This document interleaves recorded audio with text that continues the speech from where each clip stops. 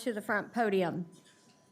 Each podium has a countdown clock located to the speaker's right that will indicate how much time is remaining. When you have 30 seconds left, a bell will sound. When your time has ended, the bell will sound again, indicating your time has expired. Before you begin your comments, please state your name and city of residence. Thank you for attending.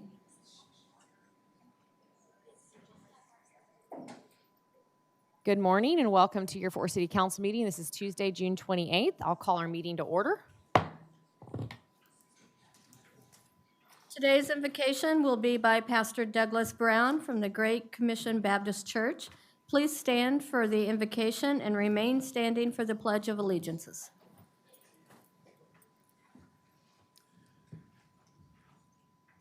Eternal and most gracious God, our Father, we come in the name of Jesus Christ to say thank you.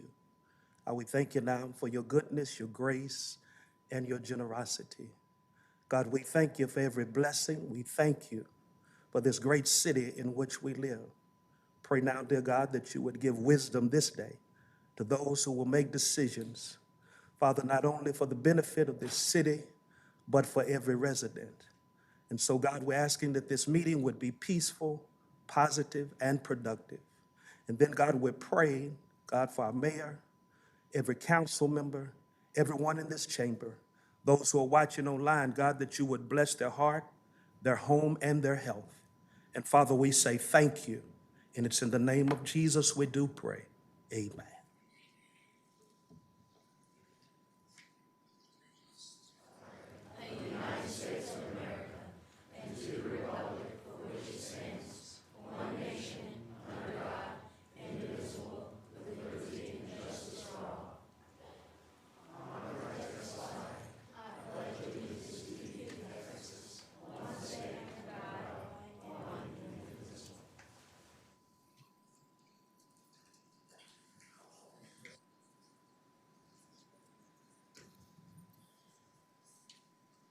Items to be withdrawn from the consent agenda.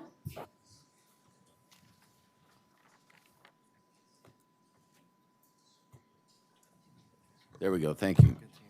We have a number of items to withdraw from the consent agenda as we have speakers. Hold on. I know I have it here somewhere. Here we go. M&C 22-0482, M&C 22-0501, M&C 22-0540, M&C 22-0466, M&C 22-0496, M&C 22-0500, and agenda item 22-1959. I also need to make a clarification on one M&C, that's M&C 22-0499. And the numbers I need into the record, it's a piping contract. Funds were reserved on the M&C. The dollar amounts need corrected on the M&C to read as follows for these vendors. A&G Piping, Inc. should be $307,737.50, and Romance Services should be $571,512.50. Items to be continued or withdrawn by staff. And we have one item to be withdrawn, that is M&C 22-0462. Motion to approve the consent agenda as amended. Got any other discussion, council? Please vote.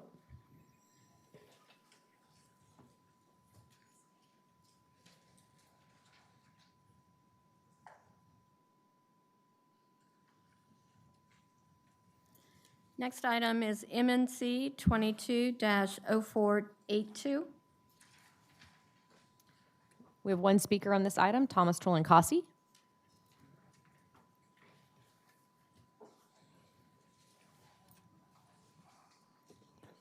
Mayor Parker, council members, fellow citizens and taxpayers, these are scrap water meters. Pretty obvious that they're intended to be sold. I wanted to make the point that some of the homeowners, or some of these scrap water meters, were interested in opting out of the smart water meter program. And in some cases, the water department sent Fort Worth police officers along to basically intimidate stay-at-home moms or dads when they were swapping out the meters, despite the fact that the state has allowed under the statute the ability to opt out and retain the traditional water meters. That's the last of our speakers, council. Got a motion? Got a motion and a second? Please vote.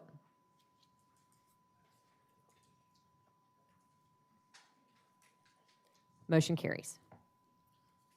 Next item is MNC 22-0501. We have one speaker, council, Thomas Turlin-Cossey.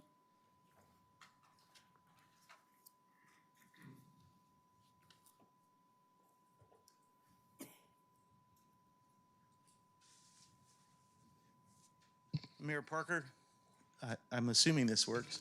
I am standing back here, as usual, to demonstrate the separation between the people and the council and the police department.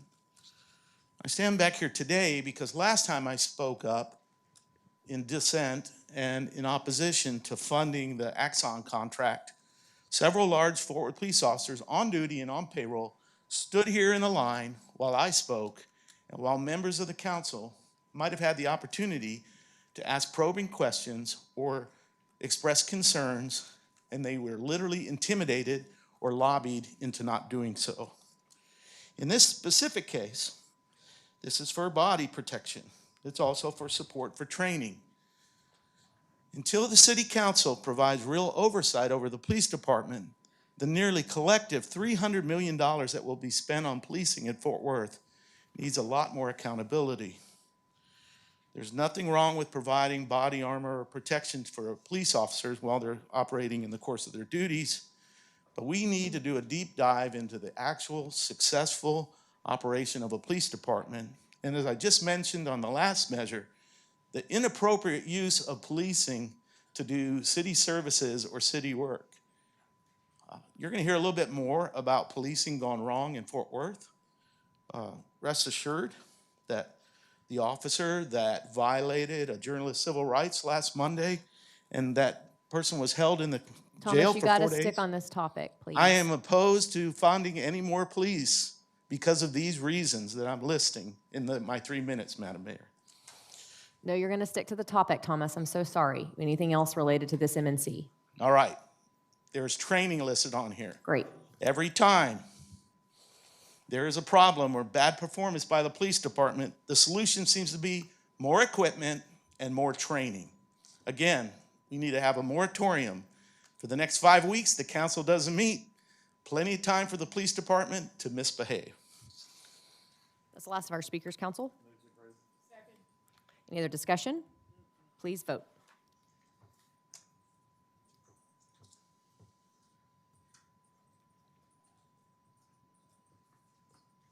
Motion carries. Next item is MNC 22-0540. Sorry, just to be clear, Jeanette, is it 0534 or 40?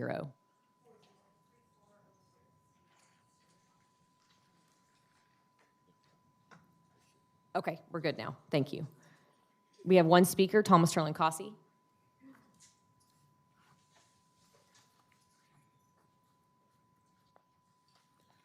Madam Mayor, the nature of this settlement in this specific agenda item, it wasn't clear even in the back documents. The reason why this individual filed a claim certainly is probably legitimate, and the lawsuit should be settled. This is just a bellwether of the number of lawsuits that are coming towards the city of Fort Worth, not just small claims, but the number of big claims because of the repeated misconduct by the police department.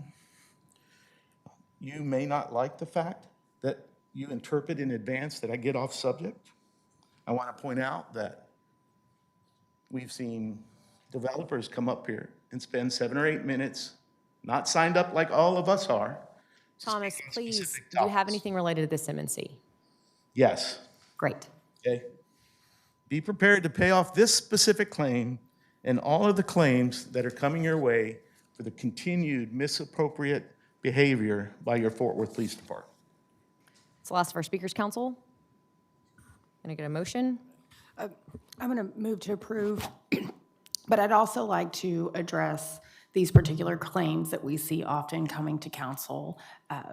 They're often personal injury claims, that those have happened between accidents, whether it be Fort Worth police officers, members of TPW, Parks and Rec. I don't have the exact number of our fleet vehicles in this city, but it's extensive. In my professional life, I've had the opportunity to both, are we good? There we go. To work on these particular types of claims. They're called an accident for a reason. When you drive as many miles as you do a day, whether it be policing our streets, fixing our light poles, our traffic signals, accidents are bound to happen. They're unfortunate. We make sure that we are addressing them, that if there was bad behavior involved in those particular accidents, the appropriate city departments address those. And so I want all of the residents listening today to know that we are not just giving away money because our police officers were behaving badly. We're settling a legitimate claim that happened between an accident. And as I'm sure you can imagine, we have all been distracted at a moment, or maybe we're quick to get somewhere. Say, for instance, you're a police officer and you're trying to get to someone in need. And so I want the residents to know that we are good stewards of your tax dollars, that these are legitimate claims, that accidents do happen, and they're unfortunate, and we certainly do everything we can to mitigate those when appropriate. Thanks, Elizabeth. Any other comments, council? Chris? Second. Thank you. Got a motion and a second. Any other discussion? Please vote.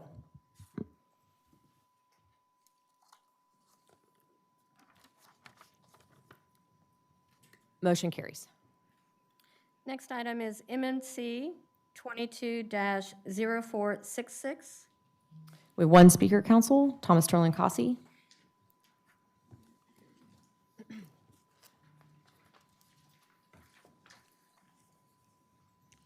Council members and mayor and citizens, I'm speaking on this subject on behalf of a specific client.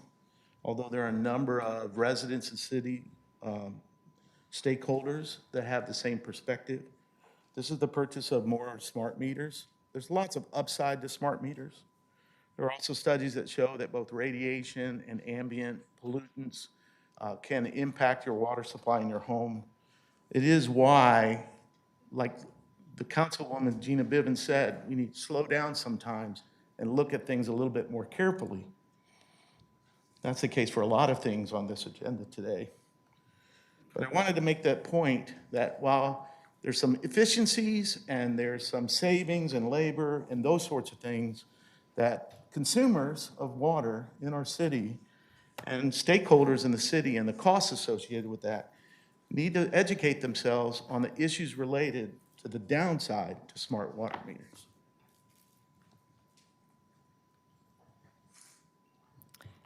A motion, council? Motion and a second? Great, please vote.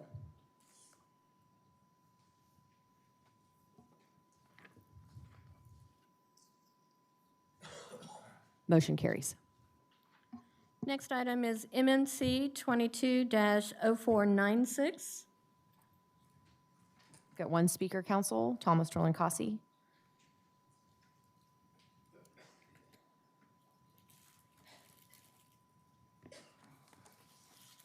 Madam Mayor and council members, citizens and taxpayers, I really need the opportunity to make my point.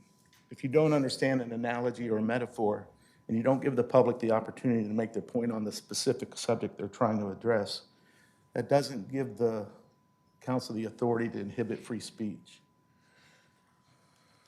In this specific instance, you're spending money on public safety communication equipment.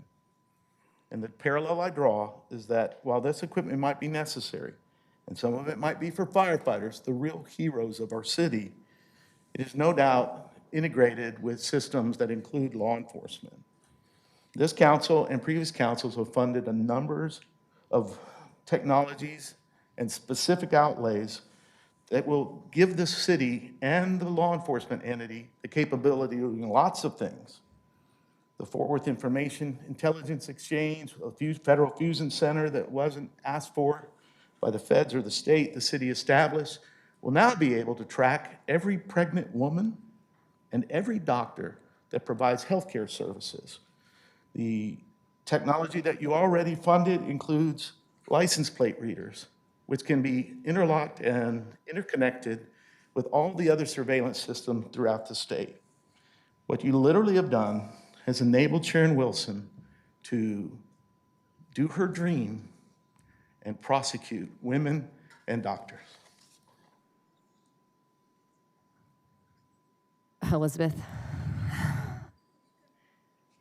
Appreciate this moment. You come up here a lot and you speak. You've done it before. You'll do it again. You'll continue to do it. It's your stick. We get it. I understand that you don't agree with this particular agenda item. But to invoke what is a tragedy to women across this country, to sit there and seem smarter than rest of council so that you can talk at us is disgusting. You do not have the microphone, sir. So you can stand there and you can listen, which is what we have to do 3 minutes at a time, ad nauseum to you. What you just did shows your utter lack of understanding of what women in this country are going through right now. And for you to act as a savior when you come up here with your misogyny week after week, you can save it because it falls on deaf ears here. And I'm pretty sure I can speak for the rest of my council members when I say that. You have a great day and you keep our trauma out of your mouth. No, you get moved to approve. You gotta sit down, Thomas. We're not allowed to Second. respond. Second to Thank you. motion. Great speech, Elizabeth. Motion and a second on the floor. Any other discussion, council? I did. Chris did. Oh, you want to? Oh, wait, Mayor? Gina's not done. Okay. I just want to say thank you to my sister, because this is a sisterly issue that he invoked. He knows nothing about it. But thank you for your boldness and for speaking truth. That's all. Thank you. Thank you, Mayor Pro Tem. Any other discussion, council? Please vote.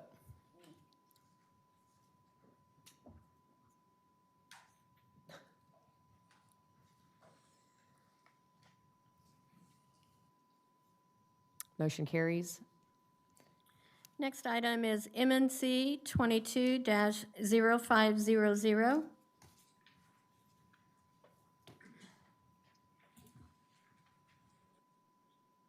Thomas Troncasi.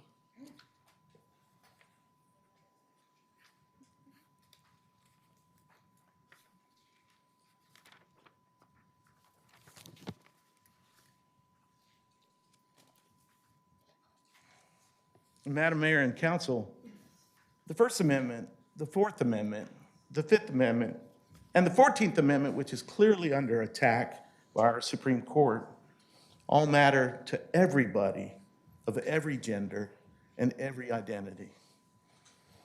The point being made, which is missed by the entire council, is that you have enabled the ability to, Thomas, do you have anything on this MNC? oh yeah, I do, Please get to it. okay? I'm just trying to I don't know not what be you're trying to do. scolded No. or to be harassed or bullied No by one's members harassed in you. power. No one's harassed you. We're David and you are Goliath. We're done. That's next item. Go ahead. I want to address No, this item. no, you're done. You're done. You're done. You're done.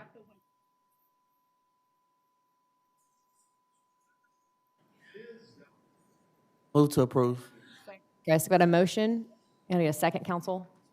Thank you. Motion and a second. Please vote.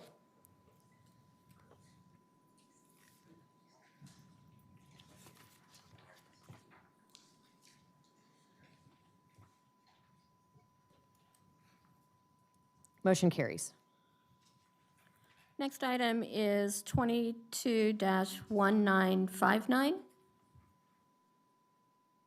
Speakers, sorry, there is my microphone. Two speakers, Bob Willoughby, followed by Thomas Torlin-Cossey.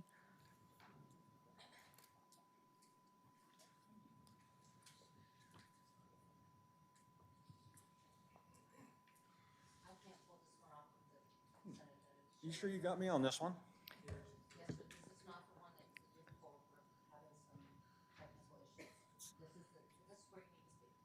Okay, so where I speak, I'm trying to figure out what I'm speaking on, you know. The claims, notices of claims. I got 3 minutes, right, to figure out what I'm speaking on? Is that okay? You got 3 minutes to speak. You have 3 minutes to Okay, speak. This is about, let's see, authorizing amendment. Law enforcement officers to increase the amount from 300,000 to a total of 950,000. See what we're on. No, Mr. remember Willoughby, reading it. you're not speaking on the item that is displayed. You're speaking on the notices of claims, which you registered to speak on. Oh, notice the claims is what I'm speaking on. Can I have my 3 minutes then? Because I have no idea what that is up there. I would appreciate it very much. And if you put notice of claims up there, I'd know that. Do me a favor. Let's put this on the screen here. Notice of claim. Oh, one thing about this, when you go to the city, when you're on the agenda, that number, the MC number, where you hit that to go to a page to find out more about it. Well, this is a page you get right here. And I never found any use at all for this page. All I do is go over here and hit another one that says One Weekly Report 623. To open up another page,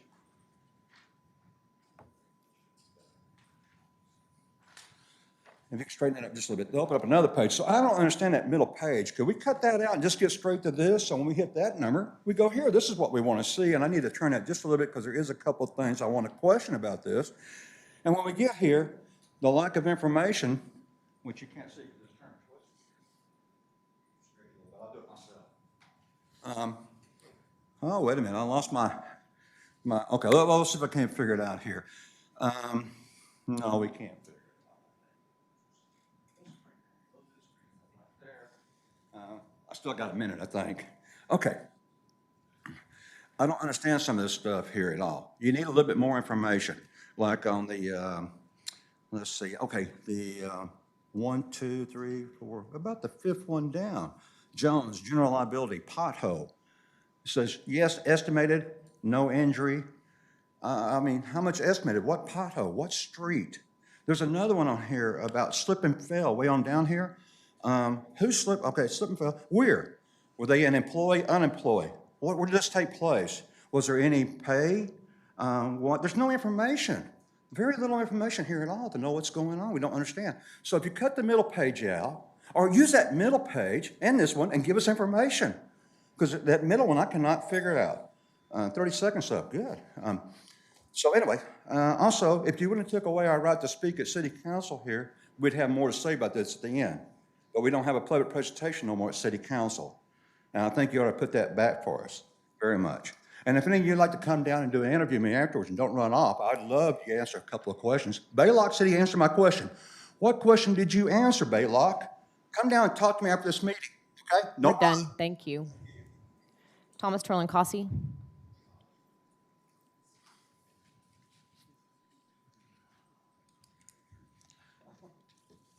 Madam Mayor, I signed up for 0506 and 0507, and I have the confirmation for both of those. Those are both MNCs that were pulled off the consent agenda. Part of the problem here is that we jump around so much that apparently my time is running and I'm supposed to be speaking on claims, although those environmental TECQ measures are the ones that I'm being paid to speak before the council about. So I'm going to talk about claims since you consistently for a year have been unorganized and lack control of the council meetings. Thomas, you're done. Go sit down. I'm not doing this today. This is not a performance at Casa Mañana. You can go to the theater for that. I'm done for the day. Thank you very much.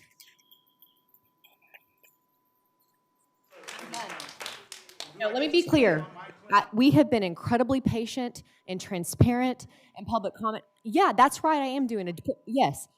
No, we're done for the day because this has been a performance today. It is nothing about how to run a city council meeting and how to run the city. And most of your comments today have been about water meters and the water utility department. I highly encourage you to sit down with the director of the water utility, Chris Harder, who is here today, who is probably the best water utility director in the country. We are incredibly thankful to have him. Sit down with him about your issues rather than grandstanding here at City Hall. Thank you so much for being here. Thank you. We're done. We're done. Thank you.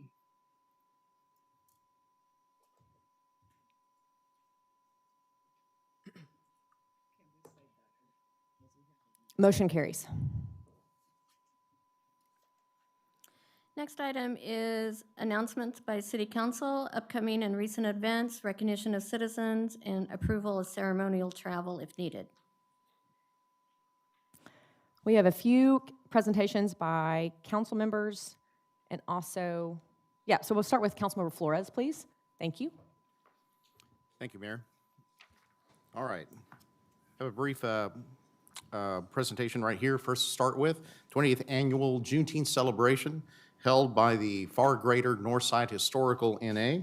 And we had appearances by Congressman Mark Veazey, Fort Worth ISD School Board Trustee Roxanne Martinez, as well as Judge Woodard. All of us had a great time. It takes a lot of effort to put this together, and I commend the Neighborhood Association for doing that for some 28 years. So hats off to them.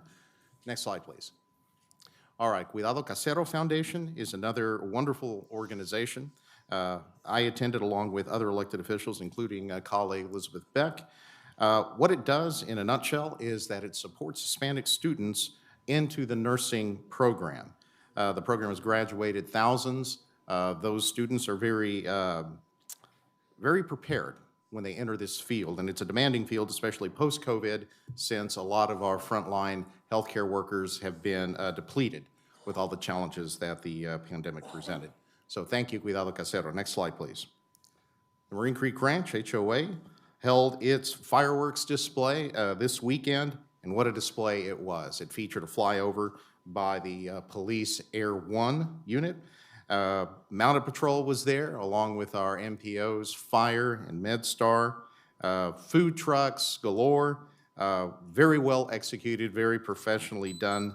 Thank you, Marine Creek Ranch HOA board members, Ryan Smith and David Mendez, for all the good times. Next slide, please. All right, noteworthy also in District 2, Hooker's Grill. They're in the stockyards at 213 West Exchange. Ruth Hooker and her mother run that business, and they were recognized as Fort Worth's best burgers by the Star Telegram. Did you eat that entire burger, Carlos? More so than that. You'd be surprised and probably a little disgusted, but they are good to eat. And they have wonderful selections too. If any one of you has ever been there, will know. And those have not, they have a great spin on their menu. They even have Native American food items as well, like fry bread, and they combine it with other things. So it's really good eating. Congratulations to the Hookers. Next slide, please. All right. Northside Neighborhood Association is having its annual Independence Day Parade and Picnic. Parade starts off with participation from Fort Worth PD, MedStar, Fire, lots of sponsors that have chipped in to make this a bigger success than in years past. And we conclude that with a parade and party there at Marine Park. So come on out. It's a really wonderful celebration. Next slide, please. Well, I think that's it. Just one thing that I want to denote. I think it's important. Let's see. Sorry, just a Council- second, Carlos. Whatever's Okay. going on over here, you can turn that camera off. I don't think you're a member of the media. It's very distracting, and I know you're not, and I can't hear anything. So I want the camera put down. No, we're done. So you can sit in the audience. It's very distracting to run a meeting. So you can leave, turn the camera off. We're not doing this today. Marshals. It's very distracting. Marshals, you can escort him out of the building. Thank you. You're lucky that I don't want to go to jail to prove my point, and y'all know I do. So you all are witness to the threat I just received. Thank you very much for coming to council today. That's not a threat. Learn what you're saying. You're just. Thank you, Marshals. Thank you very much. Marshals. Just take him out. I'm a recognized media, and look what you're talking about, a threat. We're not doing, no one's threatening you. We just want you to leave so I can conduct business. This isn't a threat. Thank you very much for coming. It's based on freedom. that we have a Sorry, right. Carlos, go ahead. And just because y'all don't like what's being said doesn't give y'all the right to do anything. No problem. We the people. We the people. Thank you, Mayor. It was distracting. Sorry, Carlos. No, I just want to recognize again Chris Harder and the employees of the Fort Worth Water Department for their appearance and participation in the American Water Works Association ACE Conference in San Antonio. Councilmember Williams and I attended. We also attended an educational track there for elected officials to learn about water conservation and municipal water services. I've been told that 25 Water Department employees attended. As I said, Chris was there, Mary Guglizia was there, Kara Shore, Roy Teal, Micah Reed, and Sherry Collins. Fort Worth was very well represented there. Thank you all. Yeah, thank you, Carlos. Councilmember Crane. Yeah, thanks. First, I'd just take the opportunity, Mayor, to again apologize to our young friends that are here today for getting to see this. This is not how your government should work. And let you know that anytime you want to come talk to us and be relevant and trying to make positive change in the city, we want you to be down here. If you're here for a show, Casa Mañana, there's a theater down the street. And also to the other people here that are actually trying to get business done for their businesses, I apologize to you that you have to watch and sit through this. We get paid, as you know, the big bucks to do it. You don't, and apologize for that. First slide here, it is that time of year, Independence Day parades, and I love all my neighborhoods, but I love the neighborhoods that plan ahead, like Ridgely Hills, that gives us some time for the people to celebrate. So this last Saturday, they had their Independence Day parade. Lance Buki gave me a ride in his Jeep. You see Officer Pennington there, who's also the neighborhood president, and Belle Haddad. But we had a great time, and they do fireworks out on Luther Lake. Mayor was there, and it was a great time. Proud that we've started off, and I'm like all of us, I'm sure we're attending about 100 parades in the next few weeks. Next slide. I was excited to go out to Western Hills Elementary, that's in the Las Vegas Trail area, and celebrate with Principal Johnson and Dr. Ojo with Fort Worth ISD, as well as Michael Ryan, the trustee. Kaboom has built a new playground for that elementary school, and it was a fun day. I brought the daughters out so they could see it too. That was a fun day. Next slide. Steer Fort Worth did trash cleanup on Trinity River. They have an adopted part of the Trinity River, and it was fun to be a part of that.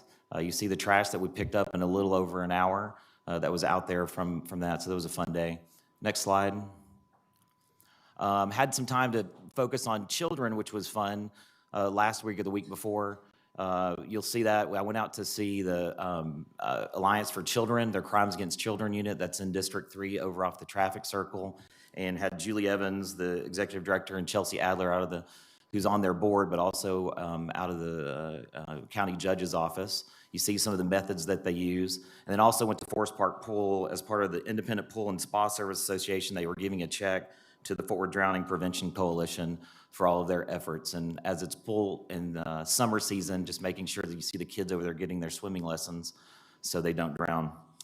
And then I think the last slide, so this is the grand opening of in Leonard Firestone's district of the. The woman's face is awesome. That's the kicker right there, exactly. There was they did a simulation of a live birth that I got to participate in, that was Is fun. that a look of disapproval of how you Yes, performed? maybe so. It was a fun day. There were other things in there where these doctors or those learning to be doctors can get a simulation of different things in a hospital before they actually practice it. You see Dr. Williams there, Speaker Lewis. Next slide. Keep going. And Gina cut me off. Blaylock was there. He did not help me participate in that. Anyway, summer, and then I'll end with this, the mayor's reading program for the summer. I went to Southwest Library and read a book, and there's a short video that the library put together for us. Great job.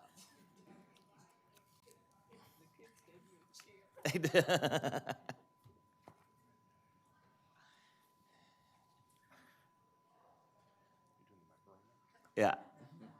No, it was like, I'm big and small. It was a good time. Really cute.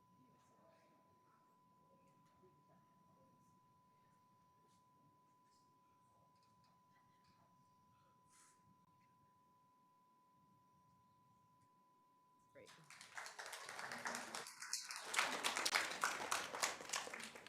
Councilmember Firestone.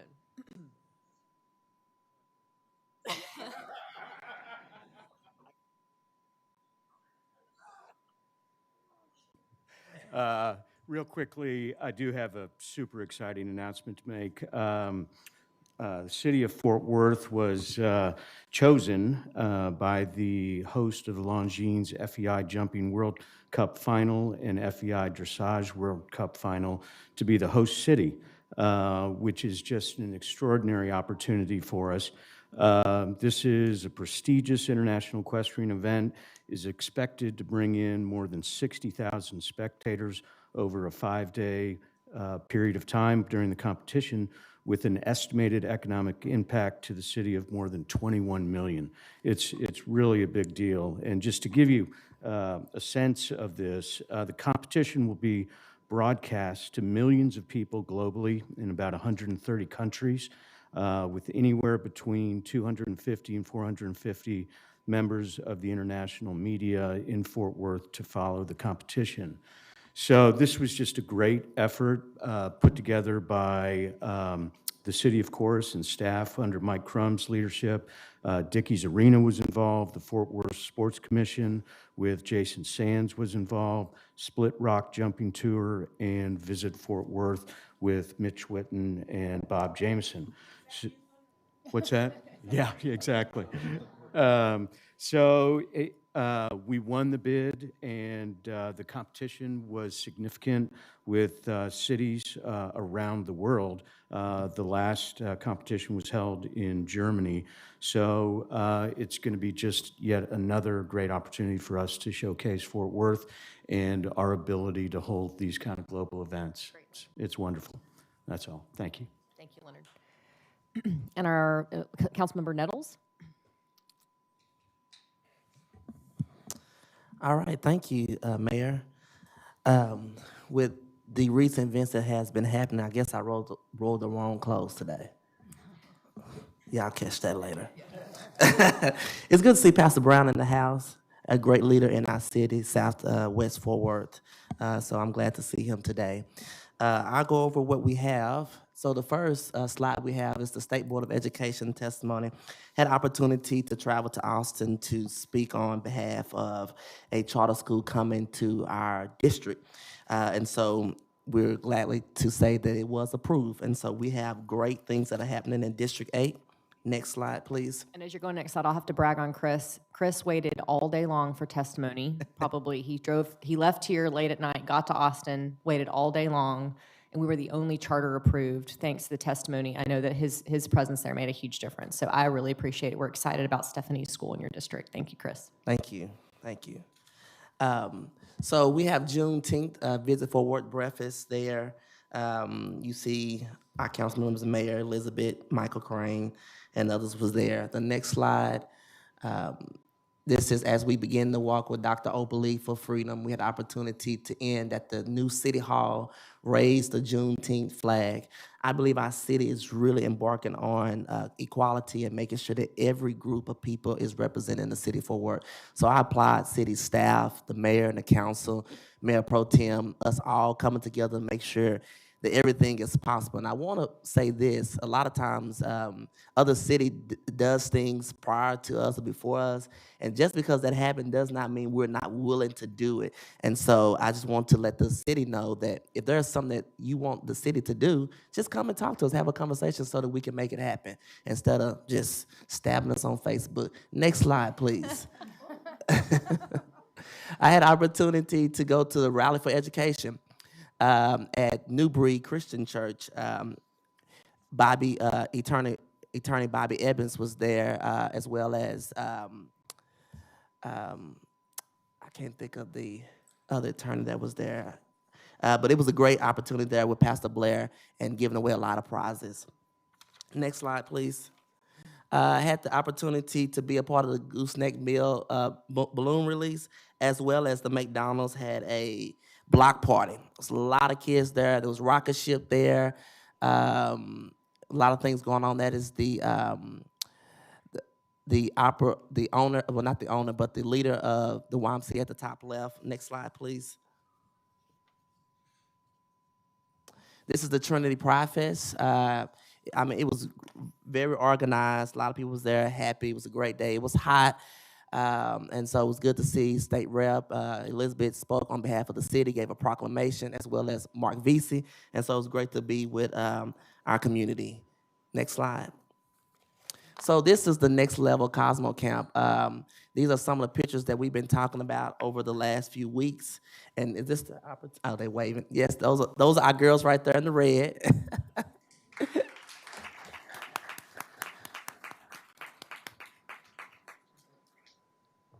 an opportunity. Mayor, you want me to go ahead and bring them up? Or is this going to be in the announcements? We don't have, yeah, you can do it now. That's fine. Okay, so I'm gonna have the girls to come on up with CC the Great, and I just want to. We had came together to with a lot of things that's happening in our community related to gun violence, related to our school districts with C's and F's. We wanted to invest into our young ladies to teach them about entrepreneurship, how they can make money the right way. So we. CC the Great has been teaching them how to do braiding, makeup, and all sorts of things. So I want all the girls to come up. Y'all come up. And so I have CC, and we had 3 girls that want to just kind of say what they have learned. And so I think it's important that we invest in our young people. And so I just ask you just a few moments to listen to our young people, CC the Great, who I've been partnered with. Okay, so as Councilman Nettles said, we have partnered to bring this program to District 8. I am CC the Great. I'm the director and founder of this program. The purpose of this program was to teach our young ladies entrepreneurship. People look at cosmetology as just a trend, just a fad, but they can make money now. They can learn hygiene now. They can empower their communities now just in what they're doing. So we have chosen 3 ladies just to kind of speak a little bit about what they have learned. But if there's any way that you want to partner with us to bring this to your district, Councilman Nettles and I are ready to do that because it is time for a change. And let me say this real quick. We are not embarrassed or afraid. I am excited that my girls were able to see everything that is happening here because it helps them to be better women. So I bring up our first young lady. Go ahead, Noah. Cece. Speak from the heart. My name is Noah, and I've learned to braid to the scalp, even though I already knew how to braid, but I learned different types of braid, and I learned how to do makeup. Awesome. My name is Anaya, and while at cosmetology camp, I've learned how to build my brand in business, and I learned how to do hair because before I didn't, and I've been learning how to be more confident in myself, being a boss, like Miss Cece always says. My name is Alasia, and at Next Level Cosmetology Camp, I've learned how to be a boss and act like a boss, and I've learned that in order to become a boss, it's not about making money or being bigger, it's about making new friends and being able to go out and talk to other people. Hey, and just real quick, I would like for y'all to, I'm sorry, because I was supposed to do this last year, but I almost passed away due to a condition that I had. And when I told Councilman Nettles about it, he came right on and partnered. So I just want you guys to hear what we say several times a day. Ladies, we got beauty, we got brand, we know business. Next Level Cosmo Camp. We up! And we're hungry, so we're gonna leave. I'm gonna take a picture before you guys We're gonna take a picture real quick. You stay still, ladies. It's their lunchtime, I'm sorry.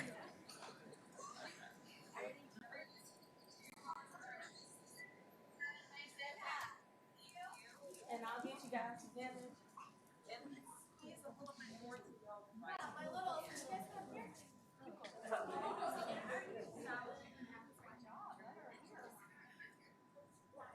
Chris, do they do your hair?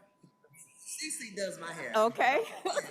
I knew somebody. And I will say we're having a fashion show, our hair show, July the 17th. And so one of these ladies will be doing my hair. Where? Where will it be?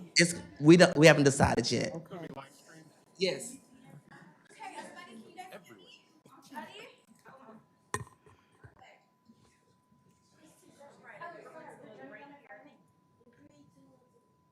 Okay, ready? 1, 2, 3. Beautiful smiles. Okay, one more. 1, 2, 3.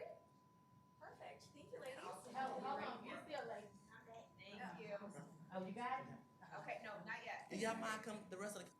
They do think y'all are famous. Everybody, especially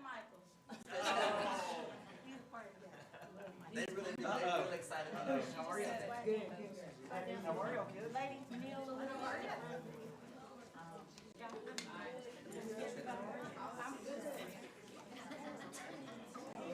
Wayla, are you getting the picture for us too?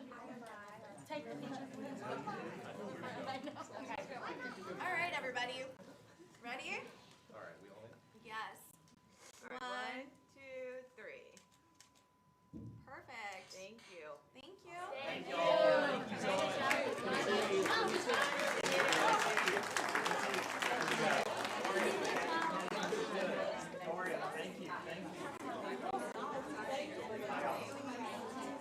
Oh, come on. How are you? Good to see you. Thanks for coming out. Hey, good to speak. How are you? Y'all have a good lunch. So Elizabeth, I think it's over to you now.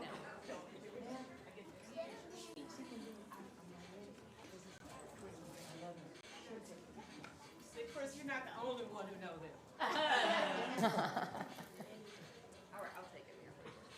Okay, so first up is our Opal Lee Walk. It was great to be able to participate in that breakfast, although I was not able to make the full walk to City Hall because my next engagement that afternoon. Next slide. I was able to attend the LGBTQ Saves Picnic.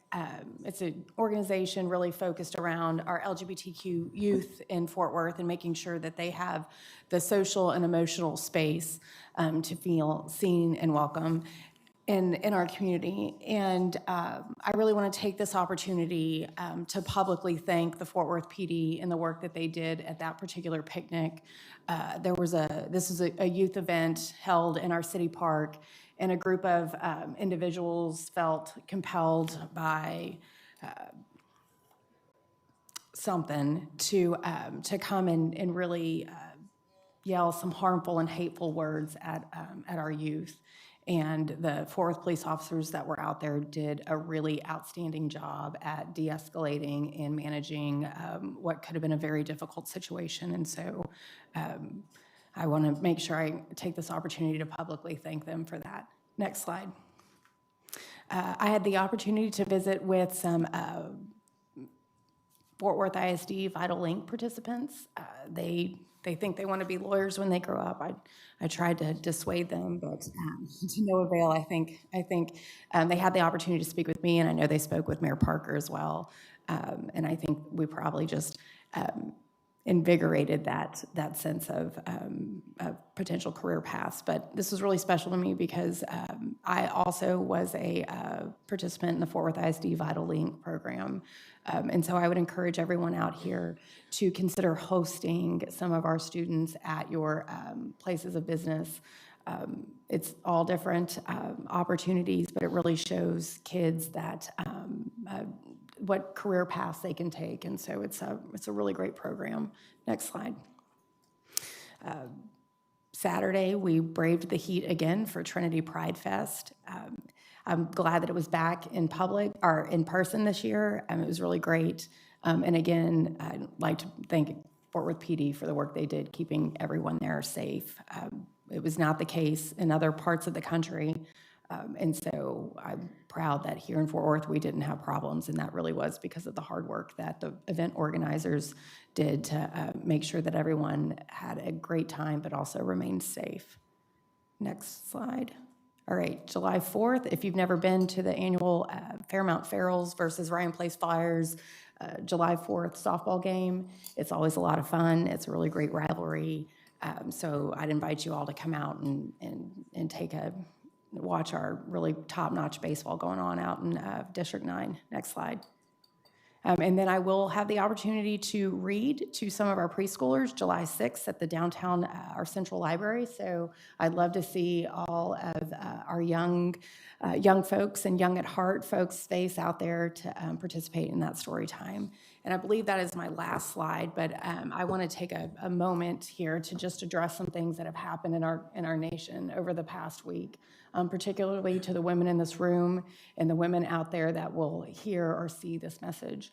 I want you to know that that your collective pain and your worry is seen, it is heard, and I am sorry. This is a tough time for many of us. We feel under attack, that our rights are being removed from us, and the question begs to many of us, what's next? Not just to those women in our community, but a lot of the protections that we have come to hold dear in this country. To that extent, if there's anyone in our greater community that is scared, that feels in the need of resources, is looking for a way to get involved, a way to help, to fight back against this particular, against what is a very clear assault on our freedoms to control our bodies, I would encourage you to reach out to my office. We're here to help. I'm in this fight with you, and I look forward to continuing that in the city of Fort Worth and with all the women here. And so, thank you. Thank you, Elizabeth. That's the last of our council presentations. Next item is 22-2280, changes in memberships on boards and commissions from District 6. We do have one speaker, Bob Willoughby. Is Bob still here? There he is.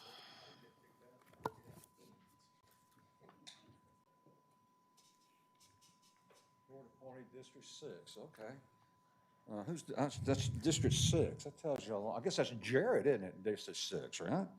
Okay. I don't have much information up there. I got more information on this other one I signed up for. Okay. Well, I have a problem with these board appointees and people appointing the council members, is that the council members are not proved themselves. They have no respect for the citizens. Look at their heads down. See? They don't have no respect for the citizens. They'll all look down. Okay, I'm just making my point. Jared, don't run off. Come down here and talk to me after this meeting, okay, for a few minutes. Tell us why you won't answer questions. Just stick to, you have any Then we know issues more with this? about you. Do you Then we need know more anything? about you, and then we can agree to what you're Do you have doing. anything Am I on off board track? appointments? You are. Oh, okay, I didn't know I was off track. I thought I was on track by telling him what he needed to do so that we could support him. I thought that would be on track. That's off track, right? Correct? Off track, telling him what he needs to do so that we can Thank you support for him. being here, Bob. No more. Thank you very much. Thank you. We're done. We're good. Thank you. Can I get a motion, council? Yes. Go ahead, Jared. I'd like to request my colleagues' consideration to appoint the following individuals to the respective boards effective June 28, 2022, and with the term expiring on October 1st, 2022. The first appointment is Wes Hoblet to place 6 of the Board of Adjustments Commercial, and the second is Kalisha Lyons to place 6 of the Community Development Council. The respective applications are attached in resumes if provided. The original copies will be maintained in the City Secretary's office. Thank you all for y'all's consideration. I got a second, council? Second. Any other discussion? Please vote.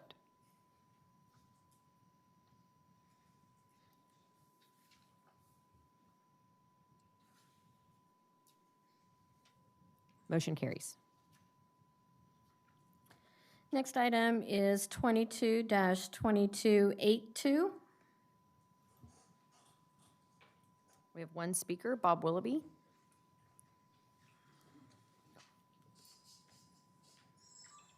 Hi, my name is Bob Willoughby. Oh, hey, that's got fire.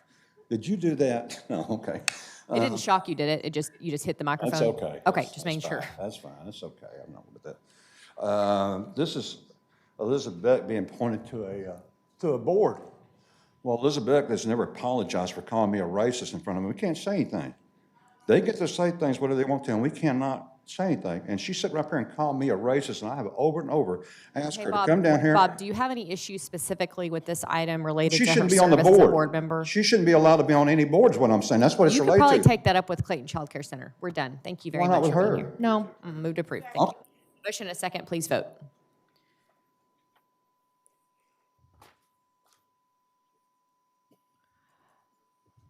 Motion carries. Next item is 22-2278. Can we get a motion, council? Thank you. And a second? Any other discussion? Please vote.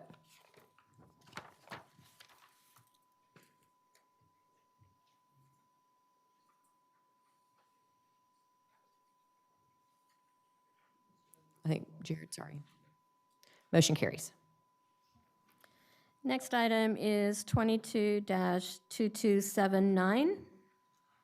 We have a speaker, but only if there's opposition, which there is none. A motion, council? For approval. Motion and a second, please vote.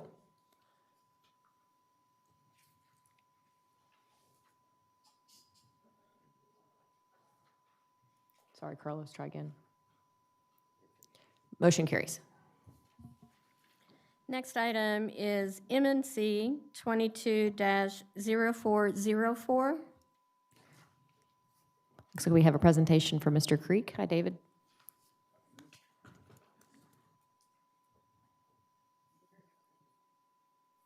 David Creek, Assistant Director of the Park and Recreation Department.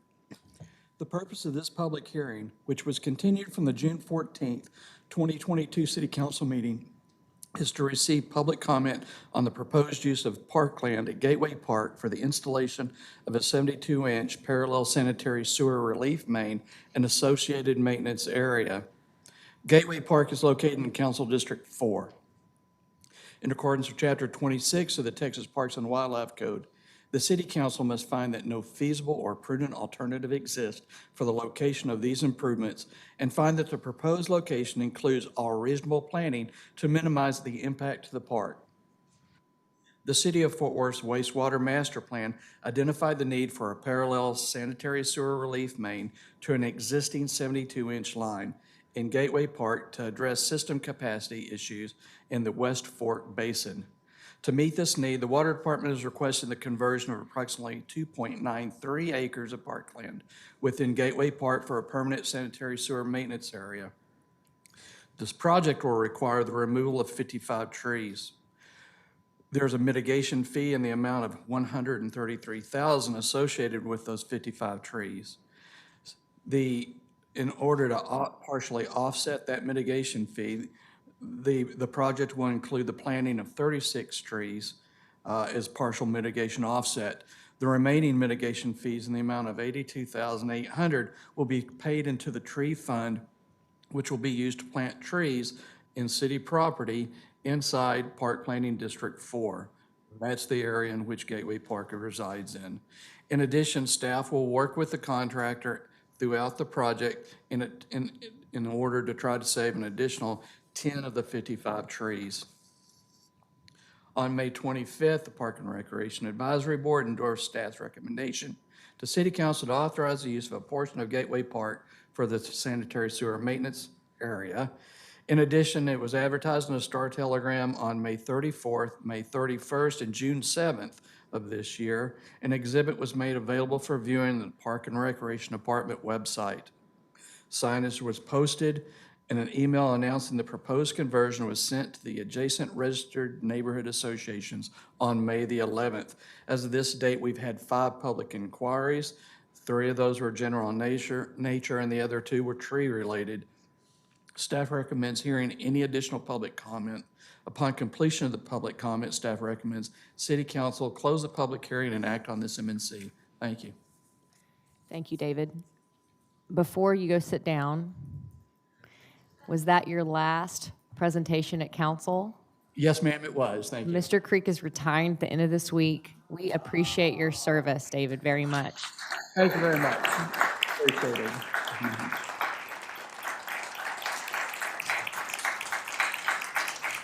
Thank you. Very kind. I enjoyed working with all of you. Thank you. We are all better because of you, David. We appreciate you very much and wish you a wonderful retirement. Guess we can close the public hearing. Who's taking action on this for me today? Go ahead, Ms. Gina. Go ahead, Gina. Oh, I'm sorry. I got too excited. We have Daniel Hayes. Hi, Dan. Come on down. I just want to say something good. Oh, good. I think we need it. My name is Dan Hayes. I live in Fort Worth. I spoke 2 weeks ago about some concerns on this project because it didn't account for any replacement trees in a very prominent location in the park. That has been rectified with a planned replacement count of 36 new trees, plus the potential saving of another 10 that was just mentioned, hopefully during the sewer work. When you consider that many of these new trees will line the entry road and will be planted in a way to maximize their eventual canopy, I can say nothing but good things about the fact that my concern was taken seriously by Councilmember Blaylock and the Park and Rec and Water Project folks. I especially want to thank Joe McElhaney and David Jodre for their assistance. Thumbs up. Thank you, Dan. Gina, go ahead.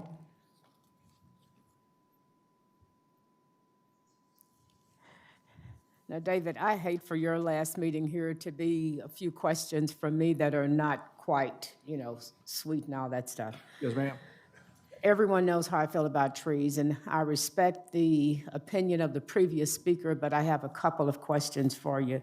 And they're based on what usually happens when we replace trees that we take out. Usually, those replacement trees are seldom near the diameter of those that were taken out. Can you elaborate on what are we replacing them with in terms of diameter, age, size? Are they saplings? You know the deal. Yes, ma'am. So the trees, the 36 trees are going to be made up of chamard oaks, red buds, and cedar elms. The size of those are going to be 3-inch caliper. For planting, that's a good size planting. What we find if we plant a larger tree, it doesn't take over and establish itself as fast as a smaller tree. So a 3-inch we feel is a good size. The other question, can you elaborate on the trees we're taking out? Absolutely. I just want this in the public record. Sure. The average size of the tree that's being taken out is a 12-inch DBH. Okay. Some are a little bit smaller, some are larger, but the variety of them, the majority are cedar elms. There's 16 of those, 9 hackberries, 8 green ash, 3 American elm, and then a couple bodarks, 2 red oaks, and 1 bur oak are being taken out. Well, I think hackberries need to always be taken out, no matter where they are. We know how they came about. Thank you for giving this clarity so that we have it in the record. I don't like taking out trees. And I think there's a pretty well-established record of me when it comes to trees. And so I've explained to my new cohort, I can never support anything that takes out trees. And luckily, he has the votes, I'm sure, to make this happen, but I have to stand on my principles involving trees because they have continued to create harm in my district when trees go away. So, and he understands that. Thank you, Gina. Councilmember Blaylock?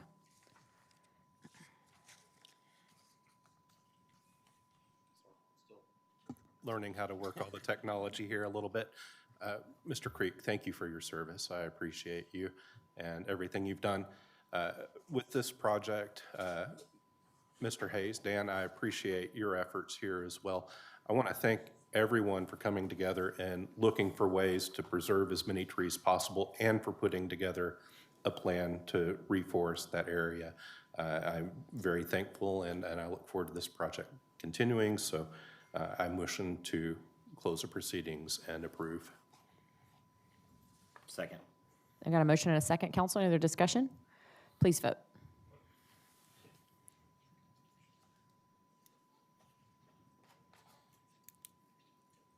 Motion carries.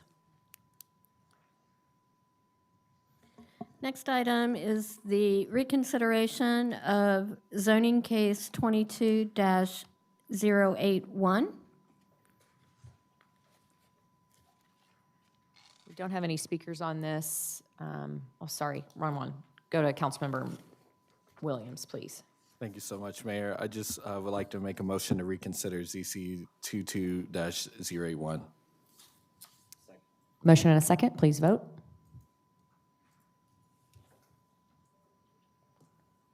Motion carries.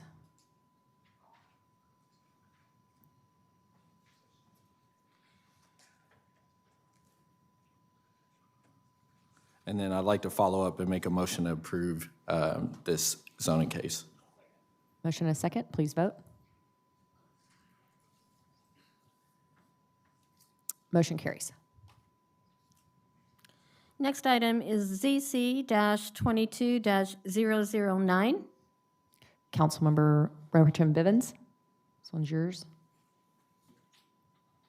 Is the applicant here? No. Well, just for the record, this case has come before us several times, but I want to commend the applicant for finally doing what I asked them to do, which was meet with the neighborhood association. And the neighborhood association is in complete support of this action. And so with that, I move for approval. Thank you, Gina. Second. Motion and a second. Please vote, council.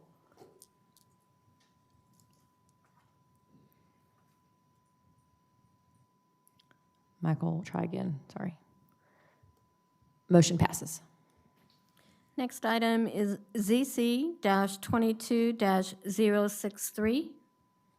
We have no speakers. Councilmember Beck. A motion and a second. Please vote.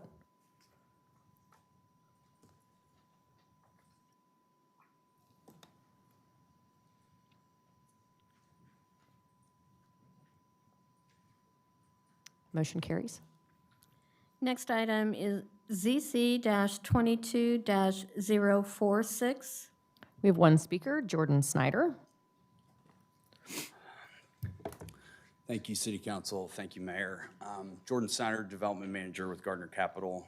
I have a slide deck. If you can get that up. And I will say I'm no actor, so not going to be putting on any show, just sticking to my script.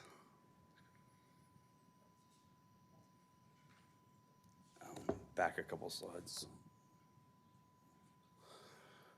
Oop. I'm touching it, sorry.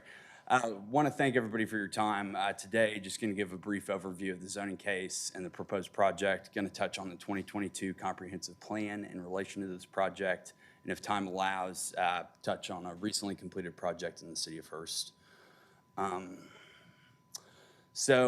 Today here to requested rezoning from, keeps moving on me, from neighborhood commercial E to high-density multifamily on the 6.83 acre site located at the southeast corner of West Risinger Road. I don't know why, who's moving it. And South Hewlin Street. The surrounding uses are single-family residential, retail, a plethora of retail. Yeah, it's just moving on me.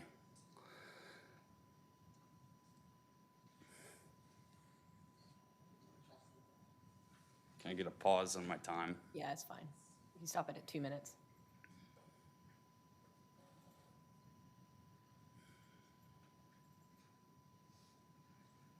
It's probably the transitions or something. Okay, so I'll just restart. Jordan Snyder, Development Manager with Gardner Capital.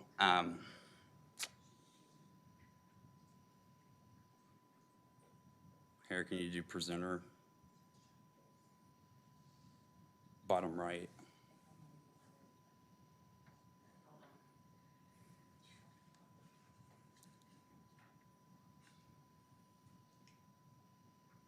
This is where we need Jeopardy music.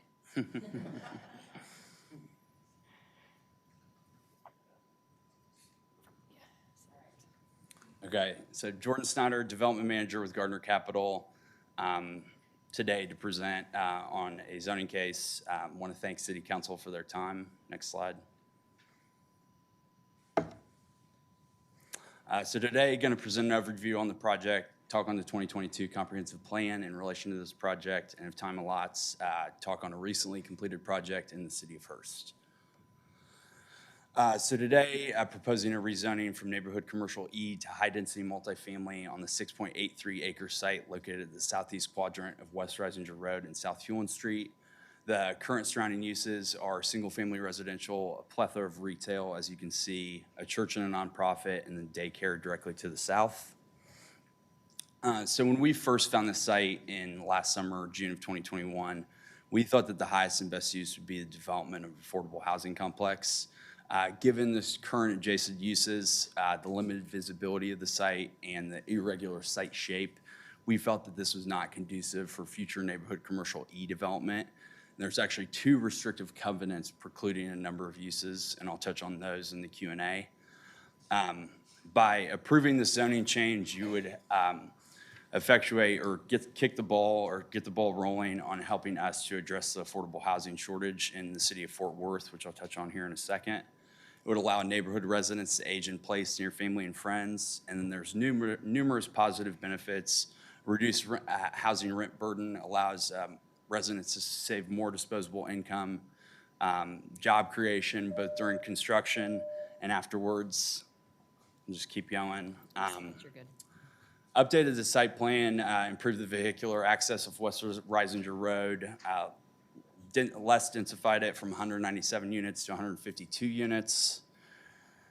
Received 4 letters of positive support, which I've shared with the city council. You can see them here. And then lastly, just to kind of wrap up, because I know I'm running short on time, the 2022 comprehensive plan, which was passed on March 8th of this year. Sorry, Jordan. Thank you so much. Got to cut you off there. Councilmember Williams, that's the last of our speakers. You might stay close to her, and I think I have a question, but I'm going to let Councilmember Williams lead us in. Yes, absolutely. And Jordan, thanks for coming up here. We met yesterday. Yes, sir. And I really appreciate it. We met a couple times on this project. I look forward to continuing to work with you on this project. I know we've had some conversations about just the need for preserving neighborhood commercial. And I know that y'all have made a commitment to go back to your architects to try to work out a plan that would at least include one site for neighborhood commercial along Hewlin. So I appreciate that. I did get your email about requesting a 60-day continuance, so I'm going to grant that, and I move to continue this for 60 days until the August 9th council meeting. Thank you, Jared. Just for my own education, Jordan, on the covenants for that piece of property, what are the restrictions or how, as you as landowner, are going to have to abide by those? Here. I wrote it down because there's a laundry list. So there's 2 restrictive covenants. The first one was effectuated when Chase Bank bought that corner parcel. So basically, they didn't want to have any competition from other financial institutions or any sort of drive-through ATM establishments. And then it's about 15 long. A bowling alley, skating rink, amusement center, carnival, billiard parlor, meeting hall, auditorium / place for public assembly, disco / dance hall, any manufacturing operations, factory, any industrial usage, any new / used car lots, trailers / trucks / mobile homes, flea market, massage parlor, adult store, and any illegal / unlawful business. And then the second restrictive covenant was when Golden Chick acquired that it's closer to the end on the west side of our strip. They put in a restrictive covenant to preclude any quick service restaurant that has chicken as a main menu item. So your KFCs, Chick-fil-A's, Chicken E's, Chicken Expresses of the world. Okay, that's helpful. Thank you. So, Jared, you're not getting a disco parlor, sounds like. I'm really sorry to tell you that. I don't think the residents in that area, didn't growing wanna up in that area, I don't think wash they your would want dreams. that, nor the adult stores. No chicken and no disco. And then this one's not for you, Jordan, essentially probably for staff, Daniel or Dana, whomever. I know there's quite a bit of discussion in the comp plan about commercial use here. I think it doesn't necessarily affect this particular case, but I'm just more curious. You don't have to go into the whole story, but maybe just as an overview for this body, because I think it pertains maybe to this future cases we're going to be facing and probably a bigger conversation we need to have at council. Yes, good morning, Mayor and Council. Daniel Leal, Development Services. So yes, it's true that there has been a change in the interpretation of the comprehensive plan when it comes to multifamily projects applying for a zoning change in what the future land use plan designates as commercial. So there's the zoning map in which any multifamily developer can develop multifamily by right. So no zoning change, no hearing, it's just an application for a building permit. That remains. It's only when they try to do that in a land that the future land use or the comprehensive plan designates for neighborhood commercial or general commercial. The intent is that the long-term goal for the city is to have a broader tax base, more leaning towards 60% based on commercial and industrial versus 40% residential. Nowadays, we are kind of the opposite, almost 60% residential. So, yeah, the intent is to preserve as much commercial land as possible for future applications. That's helpful, Daniel. And I think just for audience's purposes, we've talked a lot about the comprehensive plan. I know Councilmember Beck has led a lot of those conversations. Maybe we bring that back at a work session and to kind of clarify that. I think I have no problem with the policy at all. I just want a little clarity, especially with applicants coming forward, and multifamily will continue to be a use we may see.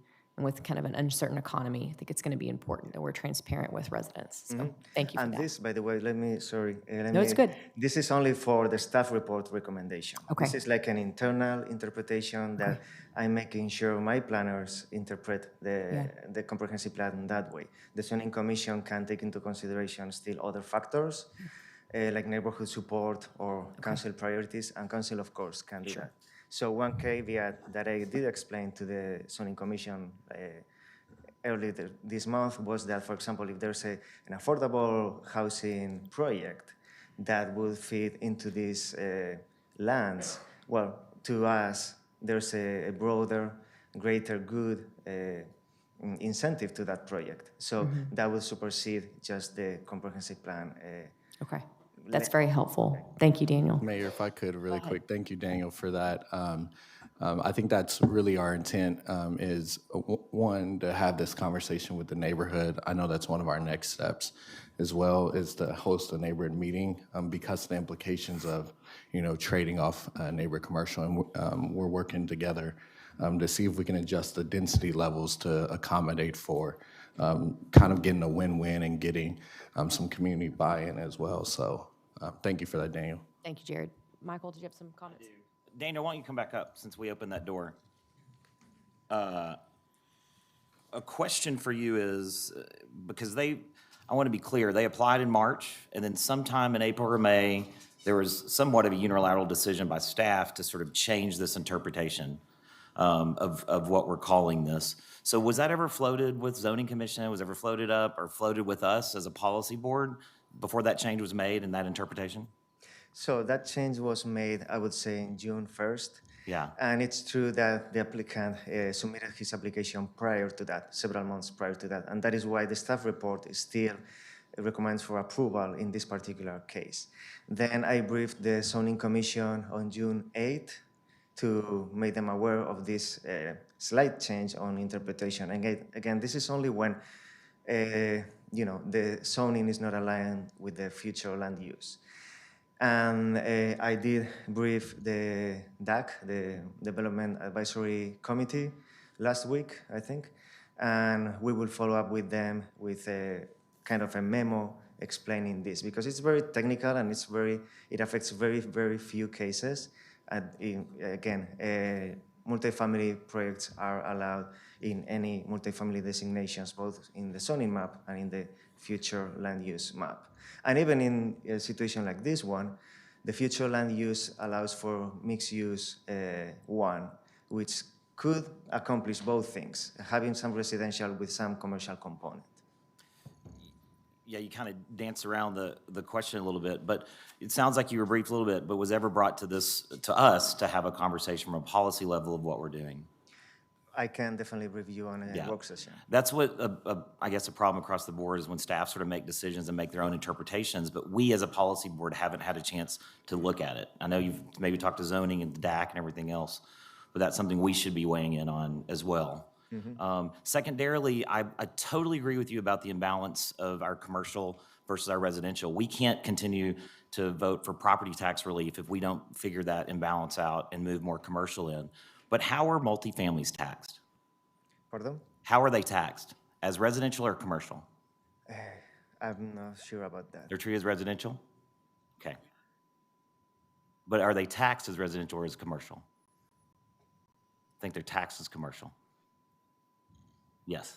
So the argument of us changing the 60/40 doesn't really apply to this particular property because it's still taxed as commercial. Okay. Yeah, I just want to point that out. So hey, Jordan, come on up. I got some questions for you. You keep talking that this is an affordable housing, but what kind of housing is it actually? So it's 55 plus, age restricted. Everybody has to qualify based on their age. Previous criminal background checks, previous rental history checks, and then ultimately, since it's purely affordable, they all have to qualify based on their income. Level. So what that means is, so there's 30% average median income units and there's 60% average median income units. there's, run of the gamut in between there, 35, 40, 50% AMI units. But for our purposes for this project and for the application that we will submit to Texas Bond Review Board and then ultimately to Texas Department of Housing and Community Affairs, for us to be competitive, we are going to have 15%, 30% AMI units and 85%, 60% AMI units. And that breaks down to 23 units at the 30% level and 129 units at the 60% level, for a total of 152. 152. And then I can give you kind of the income breakdown. So for the Yeah, please do 30% AMI units, and it goes by household size, so 1 to 8 household size, and that's $19K to about $35.8K. And then the 60% AMI units. So an annual average income of a household of $19,000 to $35,000. Is that what you're saying? 36. 36,000. Yes, okay. sir. And then for 60% AMI, that range is 38 grand to call it almost 72 grand. Great. For an over 55 population. Yeah, and so how do you think that we have enough over 55 population affordable housing in the city right now? From all the research I've done, no. And the closest senior affordable project to our site is about 3 miles away. Yep. I didn't set this out, but we worked together over some significant neighborhood opposition in Ridgemar to put the gala at Ridgemar over the last couple of years, because I realized that we need that over 55 housing. Yes, I have a few other questions for you here. You've already answered some of them. We talked about the zoning kind of change in the middle of your application, that you were kicked 60 days from zoning from the first time that you applied to when it actually got to be held. So there's time to work out the issues there. You already talked about how many units you're building. You explained the deed restrictions, which I appreciate, in consolidating this project. There are quite a few deed restrictions on this property. Mhm. It can't be used for a whole lot of things. And what I'll say is retail development is driven by the market. And if this was going to be a true retail development, I feel like it would have already happened. Yep. Mixed use, yes, there's definitely potential there. And that's why we're working with Dr. Williams to see if we can make that happen. Yeah. So Melissa, can you bring up the map? Because there's 3 other major pad sites there that could be developed out into other neighborhood commercial, right around that. And I think the first development has 15 years ago that started developing out that little corner, if I remember from the staff report. Well, I wasn't even in Dallas 15 years Yeah, ago. I mean, it's fine. But if you'll bring it, so I think there's 3 other pad sites that are mostly undeveloped. There's a CVS and a Walmart. I've gone to the site, walked around it, visited the neighborhoods around it to look at it. Again, it's an awkward piece of property. It's got a buffer up against the single-family homes and against the other commercial. Y'all done and look at the ingresses and egresses off Reisinger and Hewlin, I would assume? Yeah, Traffic's and not, so increased we had a- traffic isn't an issue? So traffic was brought up at zoning commission, and my argument, which I never got to make, was this is a senior housing 55 plus. Not everybody has a car. Some people rely on friends and family or Uber, Lyft, rideshare services with the city. And so the impact from traffic with the senior housing is going to be a lot less than if this was some grand retail complex. Yeah. Could retail, as you have it, be done on that site right now? Some mixed use with retail? It could. It'd have to be off Hewlin to the west, like that tiny little strip off Reisinger is only about 132 feet of frontage. And so the ingress egress for retail development, yeah, maybe you could do another quick service restaurant. But if you look at the map, here, I'll maybe see if I can show it. Keep going. So there's McDonald's, Little Caesars, Golden Chick. Obviously, we know Golden Chick has already put that restrictive covenant on there. Subway, Jack in the Box, like there's little quick service opportunities, from my opinion. And then if you go down McPherson, you've seen all that development popping up along McPherson. There's a lot of quick service restaurant development happening on that road. That's great. Also, there was some talk that more time to talk to the neighborhoods. I believe you've already talked to the neighborhoods, right? And you got any letters of opposition? So there was one letter of opposition from Candle. Well, it was more just this form that you submit, that you just check the box that says. How far are they away from the site? 2 miles. Yeah, so they're not actually an affected neighborhood right there. Correct. But you have letters of support from the church that's there. You have letters of support from some of the other. Yeah, North neighborhoods. Texas here, I'll just show you. And there was no opposition that came to zoning. We've had no opposition here. I just want to put that on the record too. There's been no neighborhood opposition to this. No, none publicly. Yeah. Stone Meadow was the only HOA I wasn't able to meet with, but I think there's some things at play potentially there. I'm sorry to belabor this, but I again, because I know who you are and I know the product that y'all put out, I think it's important. And we keep talking as a body that we want to support affordable, attainable housing.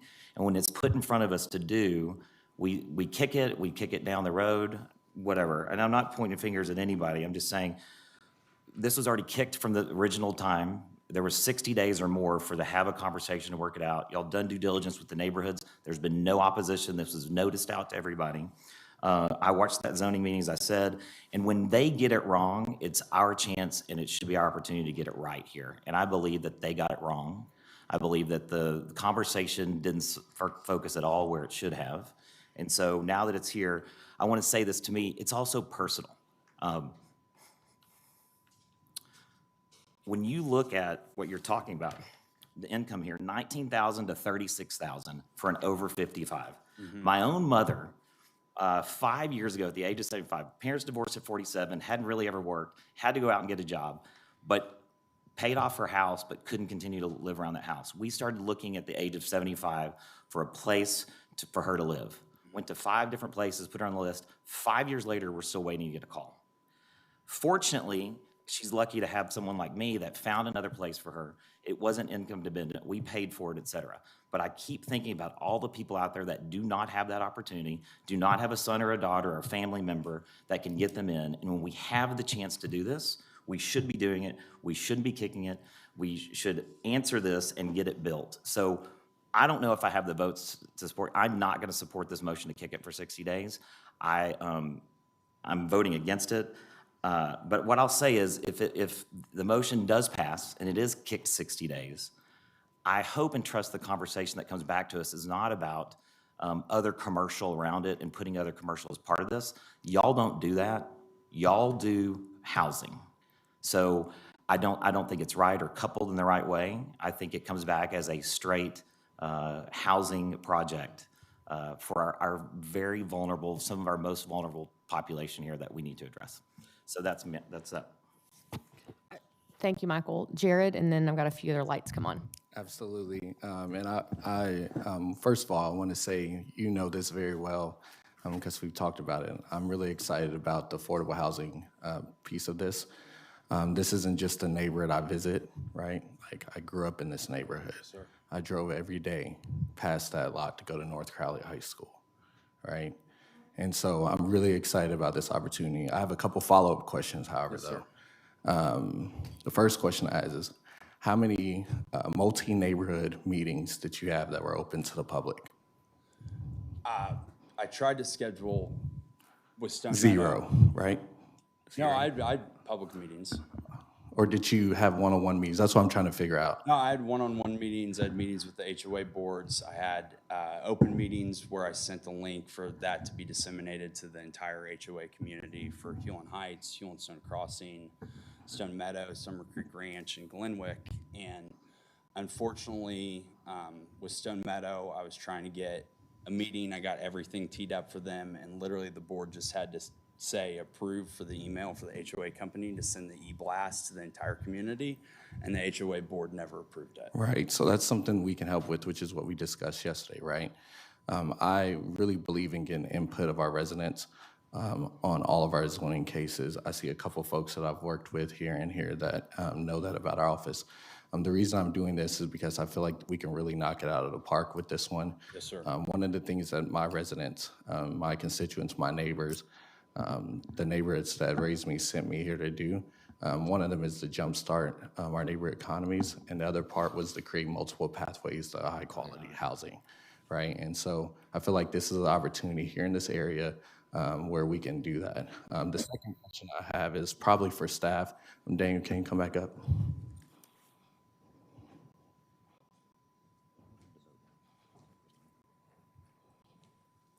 Daniel, I know that you mentioned that we have an opportunity, and so did Jordan, right at Hewlin Street, which is what we're working on to preserve some neighborhood commercial. With the project currently as is, how much sales tax does it generate, or would it generate? I will need to ask the finance department staff about that particular piece.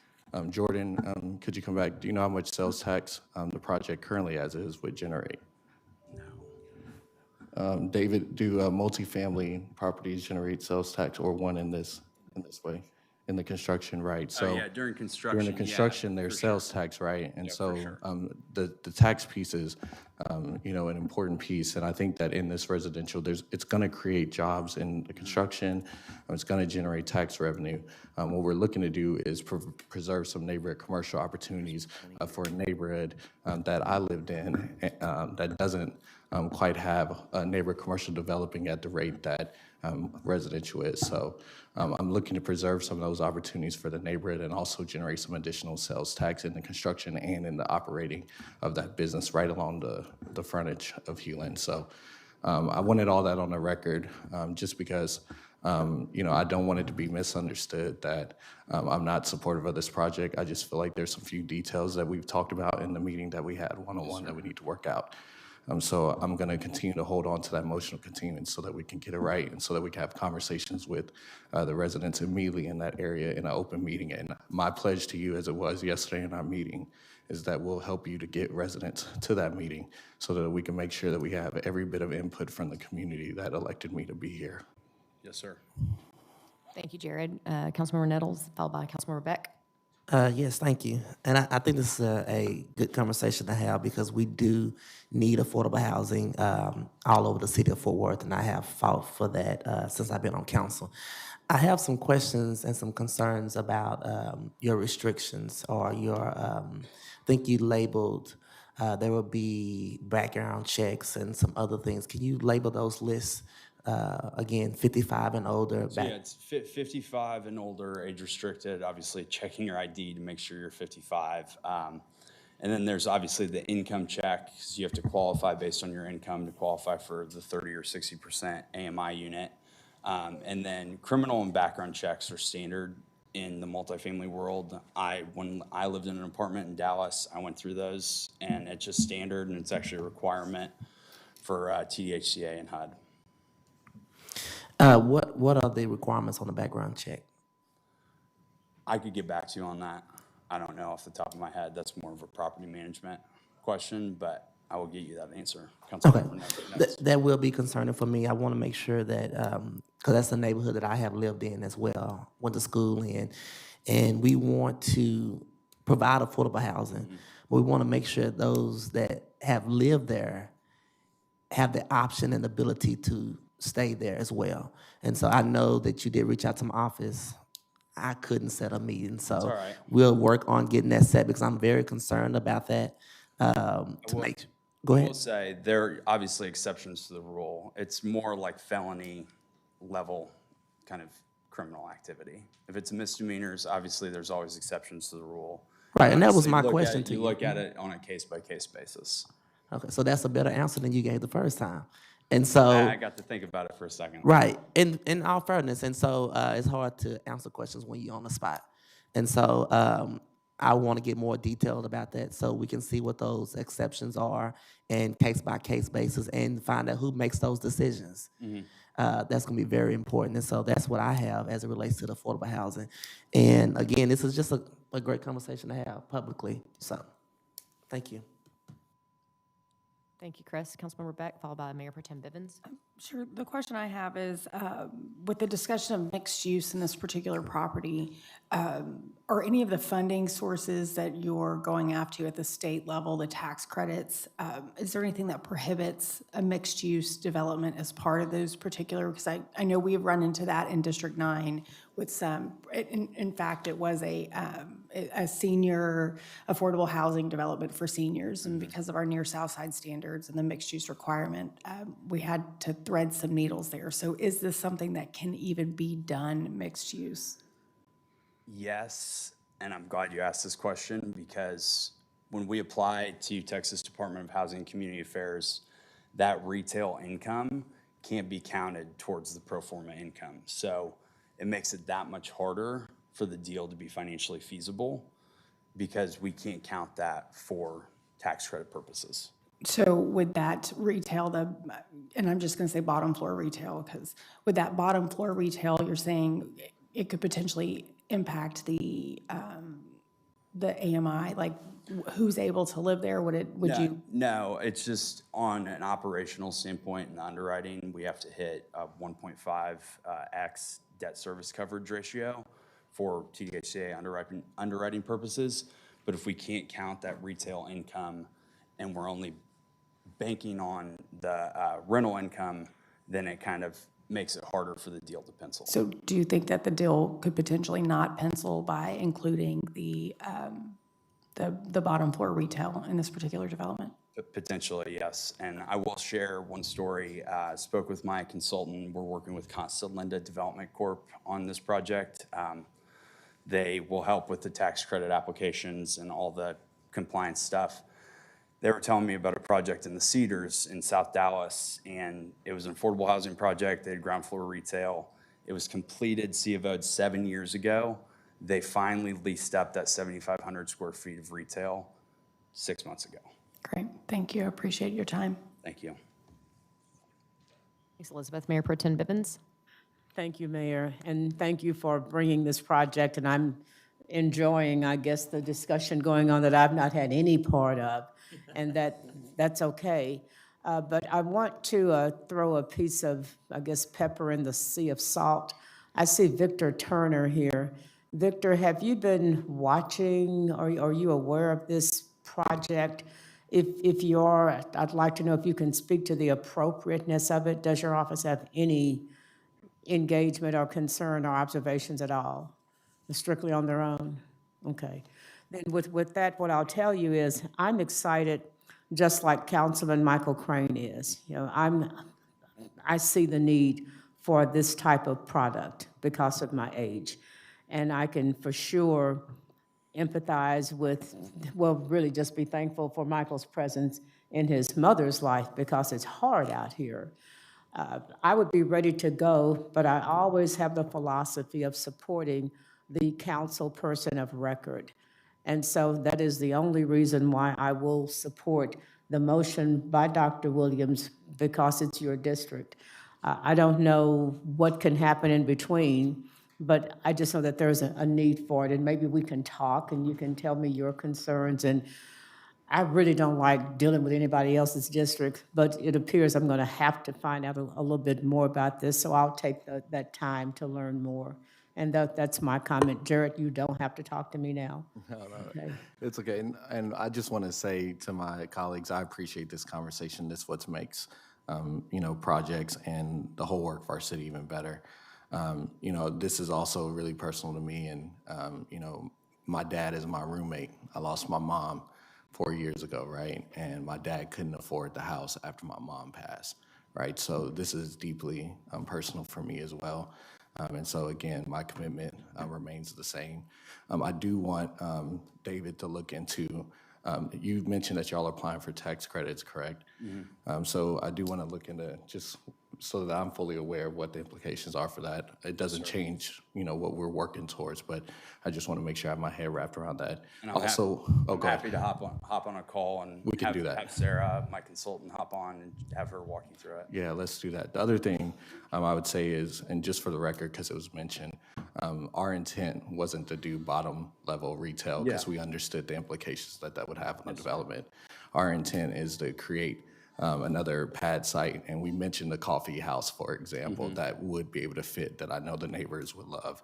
And it also adjusts the density to accommodate for that so that we can help hit your number. So again, this project is almost there, and I look forward to working with you, and we'll set that meeting up, okay? Likewise. Cool, appreciate you for this dialogue. Thank you. Mayor, my motion still stands to continue it until the August 9th. Thank you. Go ahead, Michael. I don't want to belabor it, but again, I just want to point out that Gardner Capital does not really do commercial development. And I think that what has been put on the table is to go buy some property from the church to set up some commercial to satisfy some needs here. Again, I hope what comes back in 60 days if this motion actually passes is not some tying together to commercial to jimmy it in there, and that we really continue to focus on the affordable housing for over 55 community park. Yeah, and I'll add one comment to that. Gardner Capital has never truly done a mixed-use project. We've had one project in Boulder, Colorado. It was a partnership with Attention Homes, which is basically a homeless shelter. So they built affordable housing for homeless kids in Boulder. And there's a commercial kitchen lease inside the complex where basically employs the homeless kids that live at the complex and allows them to build, skills and resume. But that's really the only quote-unquote mixed-use project Gardner Capital has done. Thank you. Mayor, may I do one more thing? Jordan, can you come back up? What relationship is John Palmer to Garden Capital? He's the SVP of Business Development. And then yesterday in our meeting, he said that he worked multiple mixed-use projects. Was I correct, or did I mishear that? He has some ventures outside of Gardner Capital that he works on. Okay, just wanted to clarify that. Thank you. Thanks, Jared. We got a motion on the floor. Can I get a second, council? Gina, did you already second it? I'm sorry. Okay, motion and a second. Any other discussion, council? Please vote.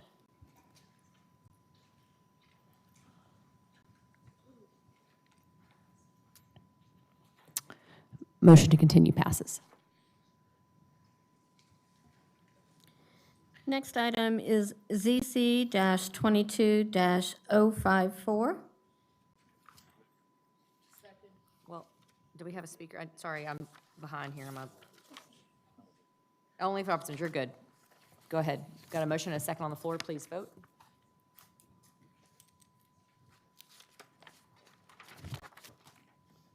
Motion carries. Next item is ZC-22-079. No speakers on this one, Carlos. Thank you, Mayor. I reviewed this application, spoke to the Neighborhood Association, and I think Mr. Gutierrez is in the audience, so I appreciate him making an outreach to them. Basically, this is a request again to go from ER to E to allow for conversion of an existing small structure into a restaurant with drive-through, and that's what's prompting the move from ER to E. Now, with that said, by right, alcohol sales are permitted in E. Mr. Gutierrez has said to the Neighborhood Association that he does not intend to do that. As we all know, zoning stays with the property. It's possible, unforeseen circumstance, he may sell it. So I want to ensure that there are no alcohol sales there. The existing community is very sensitive to these matters. So, with all that said, in sum, I move to approve a PD, a planned development, ER, to allow the restaurant with the drive-through. I'm here on my own personal presentation. When this case came forward at the first of the year, to Councilman Crane's office first, who directed the applicant to reach out to me as a connection to the community at large. So I posted information about the original plan for this development to the community and encouraged the developer and the applicant to reach out to the community and have a meeting to present what they proposed. The original proposition was for 435 cottage homes and townhomes, all lease rental, which went over with the community in the West Point neighborhood like a dead fish. And I told that to the applicant from the very beginning that I didn't think the community would accept that at that location. For anybody who doesn't know, this is the old former Lockheed Martin security site that was on White Settlement Road and Academy. So we brought the applicant did do a community meeting and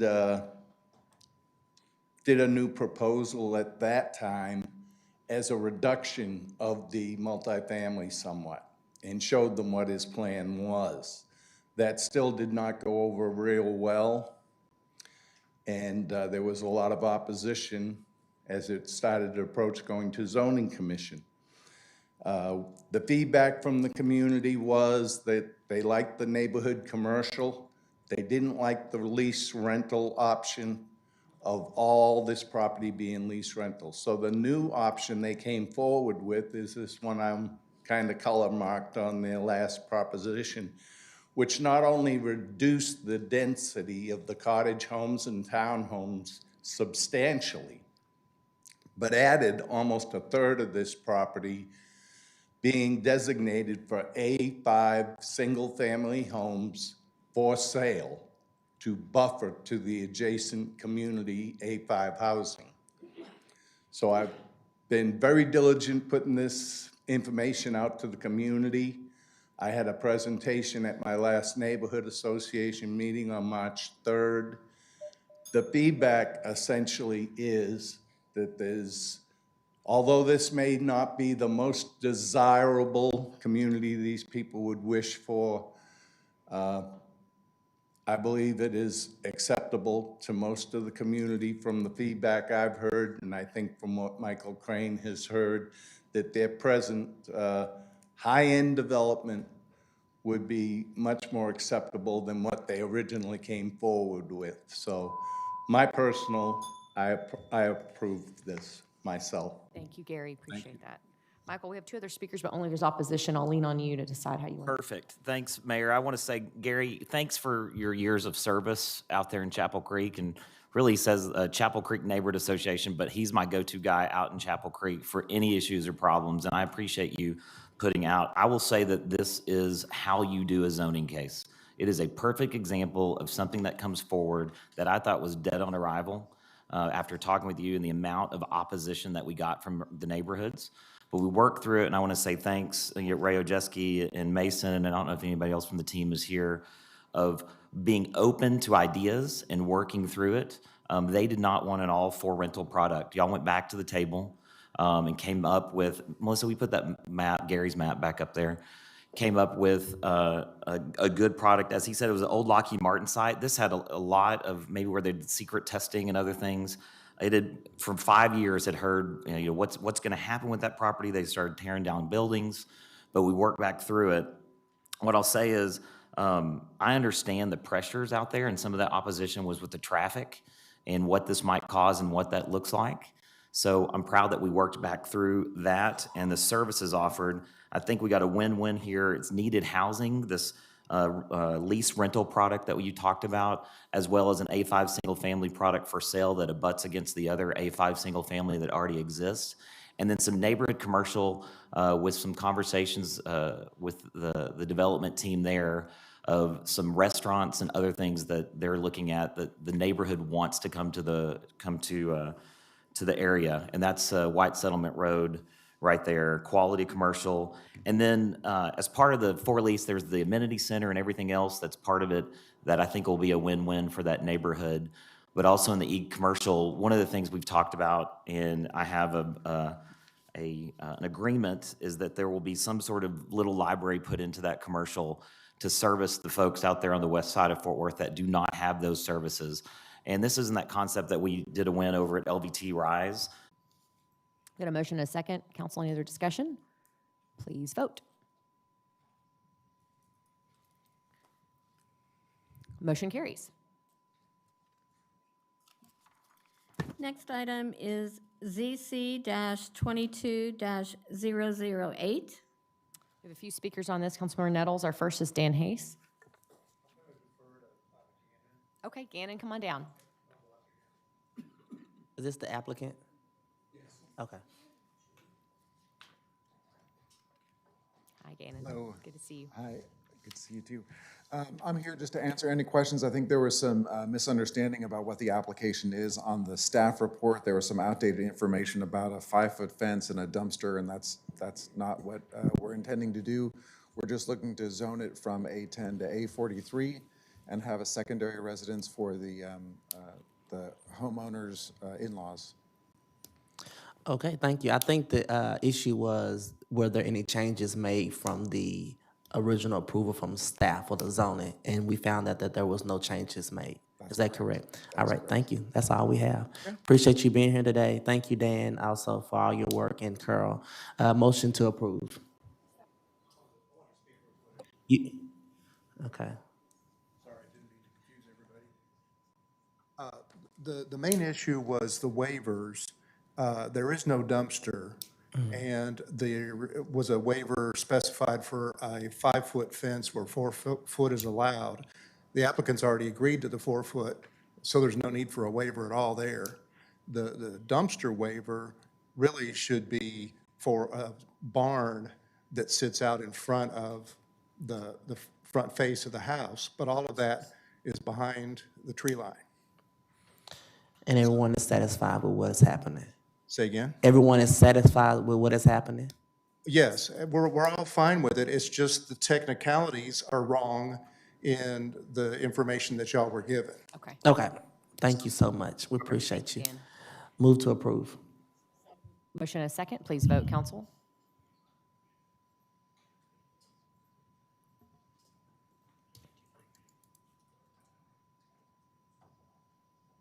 Motion passes.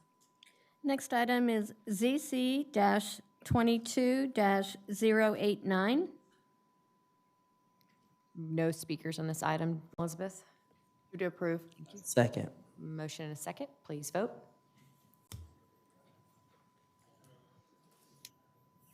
Motion carries. Next item is ZC-22-094. We have one speaker, Carlos. David Gregory.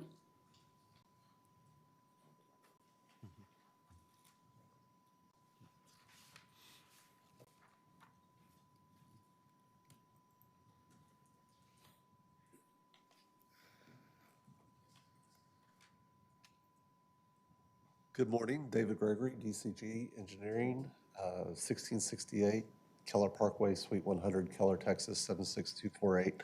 I'm just here to answer any questions that you may have. Carlos? No questions, Mr. Gregory, but thank you for appearing on case CZ 22-094. Move for approval. Motion and a second. Please vote.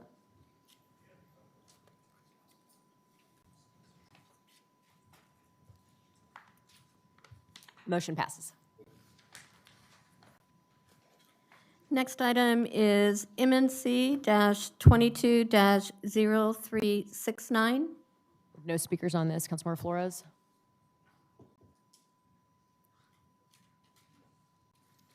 All right. In summary, this case involves a variance, as it pertains to a development there within the setbacks from a gas well pad site in the stockyards. And at prior council meetings, we had a discussion about enhancing things such as the landscaping requirements as well as noise mitigation. In short, staff, a contract firm hired by the developer did noise measurements there on the site. The end result was that it does comply with the noise mitigation plan and our city ordinance as it applies to compressor stations. Again, the developer has agreed to enhance landscaping there beyond what is required by our city ordinance. So I move for approval. Yep. Please vote.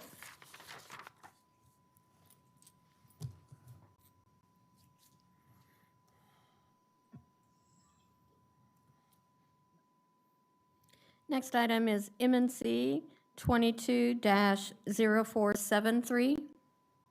We have no speakers on this. Councilmember Firestone? Move to approve. Motion and a second. Please vote.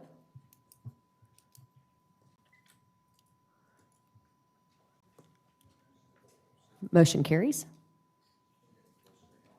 Next item is MNC 22-0490. No speakers on this council. Councilmember Beck? Move to approve. Motion and a second. Please vote, council.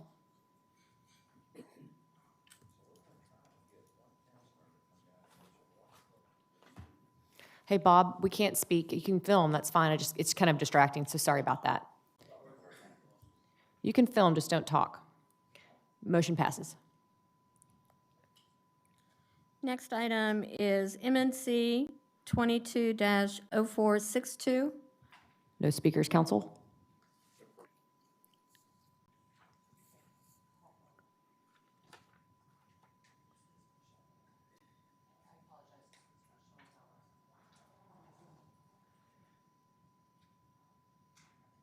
Oh, this one? No. So Jeanette, we can read in the record which this item is, if you don't mind, since we're having trouble on the screen.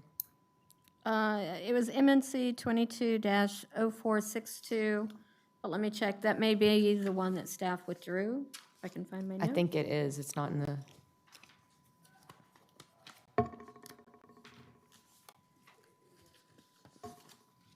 Yes, sorry, my mistake. Staff withdrew that item. Thank you, Jeanette. Move to the next item, please. MMC 22-0515. Councilmember Williams, I'll turn to you. Yes, Mayor, if you allow me to just read an attachment and recognize the special guest we have here before making the motion. Of course. We have here Suzanne Merrill-Allard. Will you please stand and just wave to the council? Thank you so much for being here. This resolution that's attached to this MNC is recognizing John Lewis Merrill Sr. He was a fourth-generation Texas rancher and ranched his property and the surrounding land for over 40 years. He was also the director of the TCU Ranch Management Program for over 30 years and was also TCU's Burnett Ranches professor before retiring as the emeritus director. He also received his honorary doctorate from TCU, and he was really a key force in grazing, or in founding the Grazing Lands Conservation Initiative, which is now the National Grazing Lands Coalition, as well as the Texas Grazing Land Coalition. He's also received accolades from the Texas Parks and Wildlife for their Lone Star Land Steward Award in recognition of his outstanding efforts in conservation and enhancement of wildlife habitat in Texas. He's considered by many as an icon in the field of range management and land stewardship ethics amongst natural resource management professionals. And I'm super proud to be, one student of many who's gone through the environmental science and the ranch management classes and programs at TCU, and his impact is definitely still felt there. This resolution, I'll just read the ending of it. It says, "Now therefore be resolved by the City Council of the City of Fort Worth, Texas, that Mr. John Lewis Merrill Sr. Be memorialized and honored for his dedication to land stewardship, which residents of Fort Worth will benefit from for generations to come." And with that, I'd like to make a motion to approve this MNC. Thank you, Suzanne, for being here. I second it too, but there's another person from TCU here. Isn't that Miss Seiler? Who is that next to the guest? Yes. Okay. I didn't see I you. got my phone. I had my phone so I could try to zero in on that face. I didn't want to slight anyone by not mentioning, but of course I support the motion. Thank you. Please vote, council.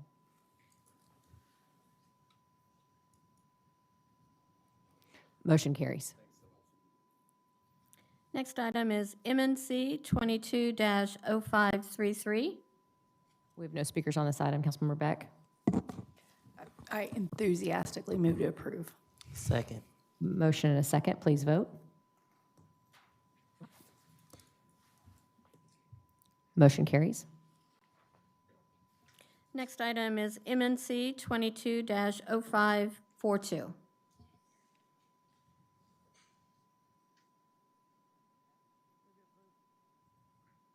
Motion and a second. Please vote.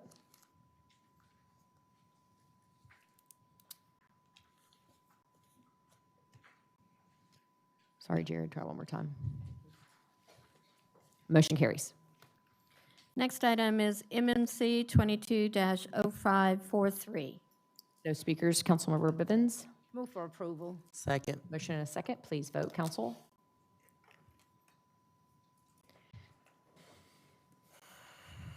Motion carries. Mayor, that concludes all of the items on the agenda today.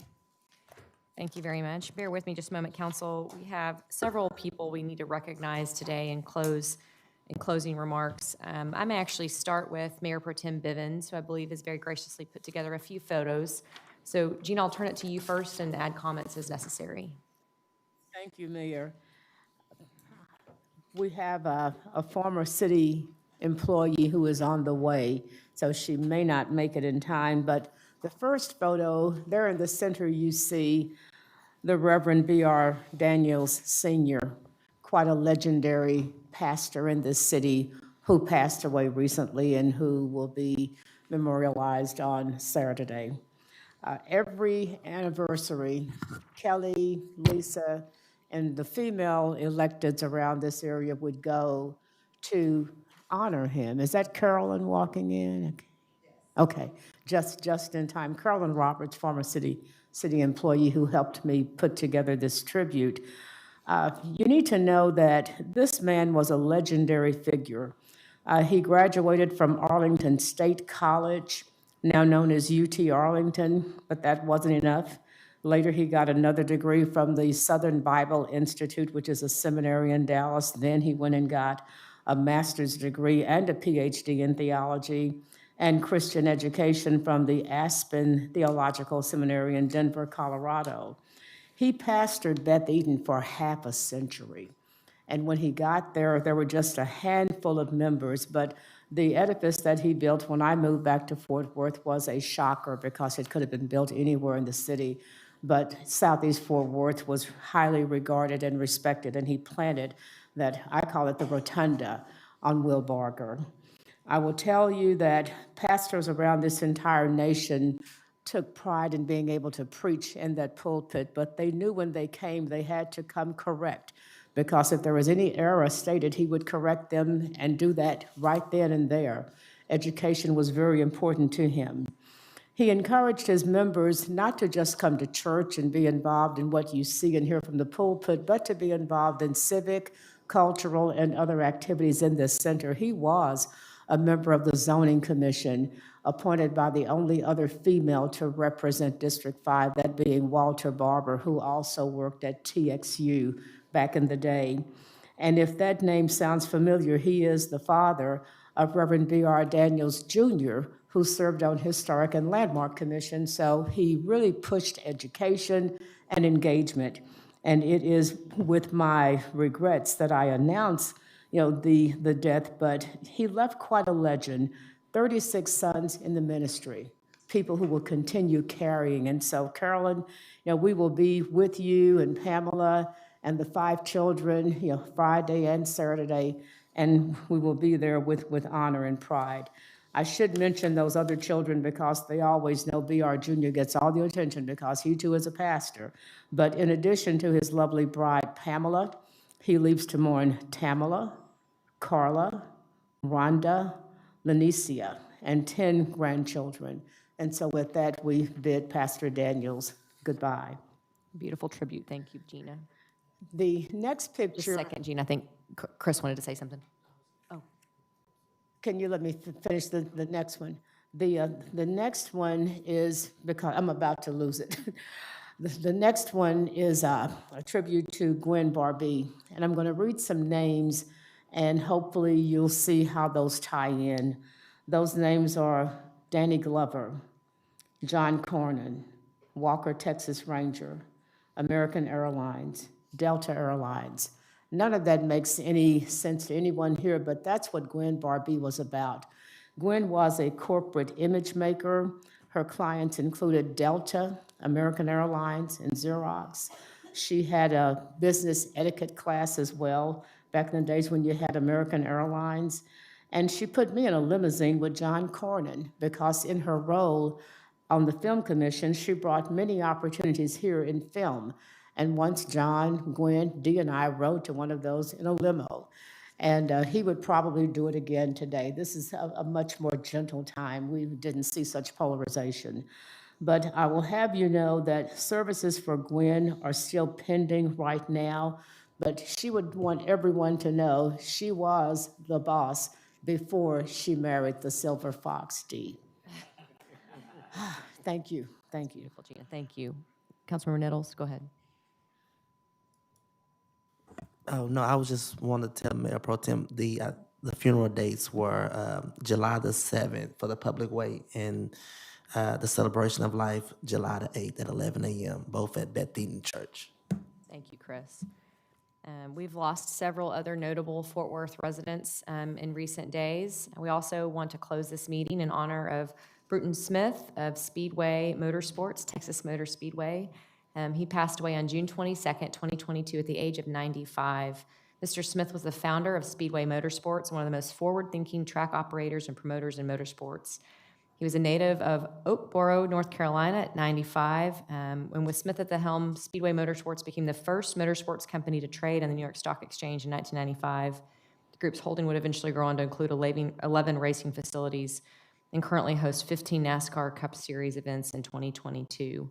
We're incredibly thankful for his leadership here in the Fort Worth community. And also Mike Smith of Paris Coffee Shop passed away in his sleep at the age of 78. Mike ran Paris Coffee Shop for 55 years, selling the diner in Fort Worth to new owners just this past April 2021. It's estimated that Smith baked an estimated 500,000 pies in his 55 years running the landmark Paris Coffee Shop.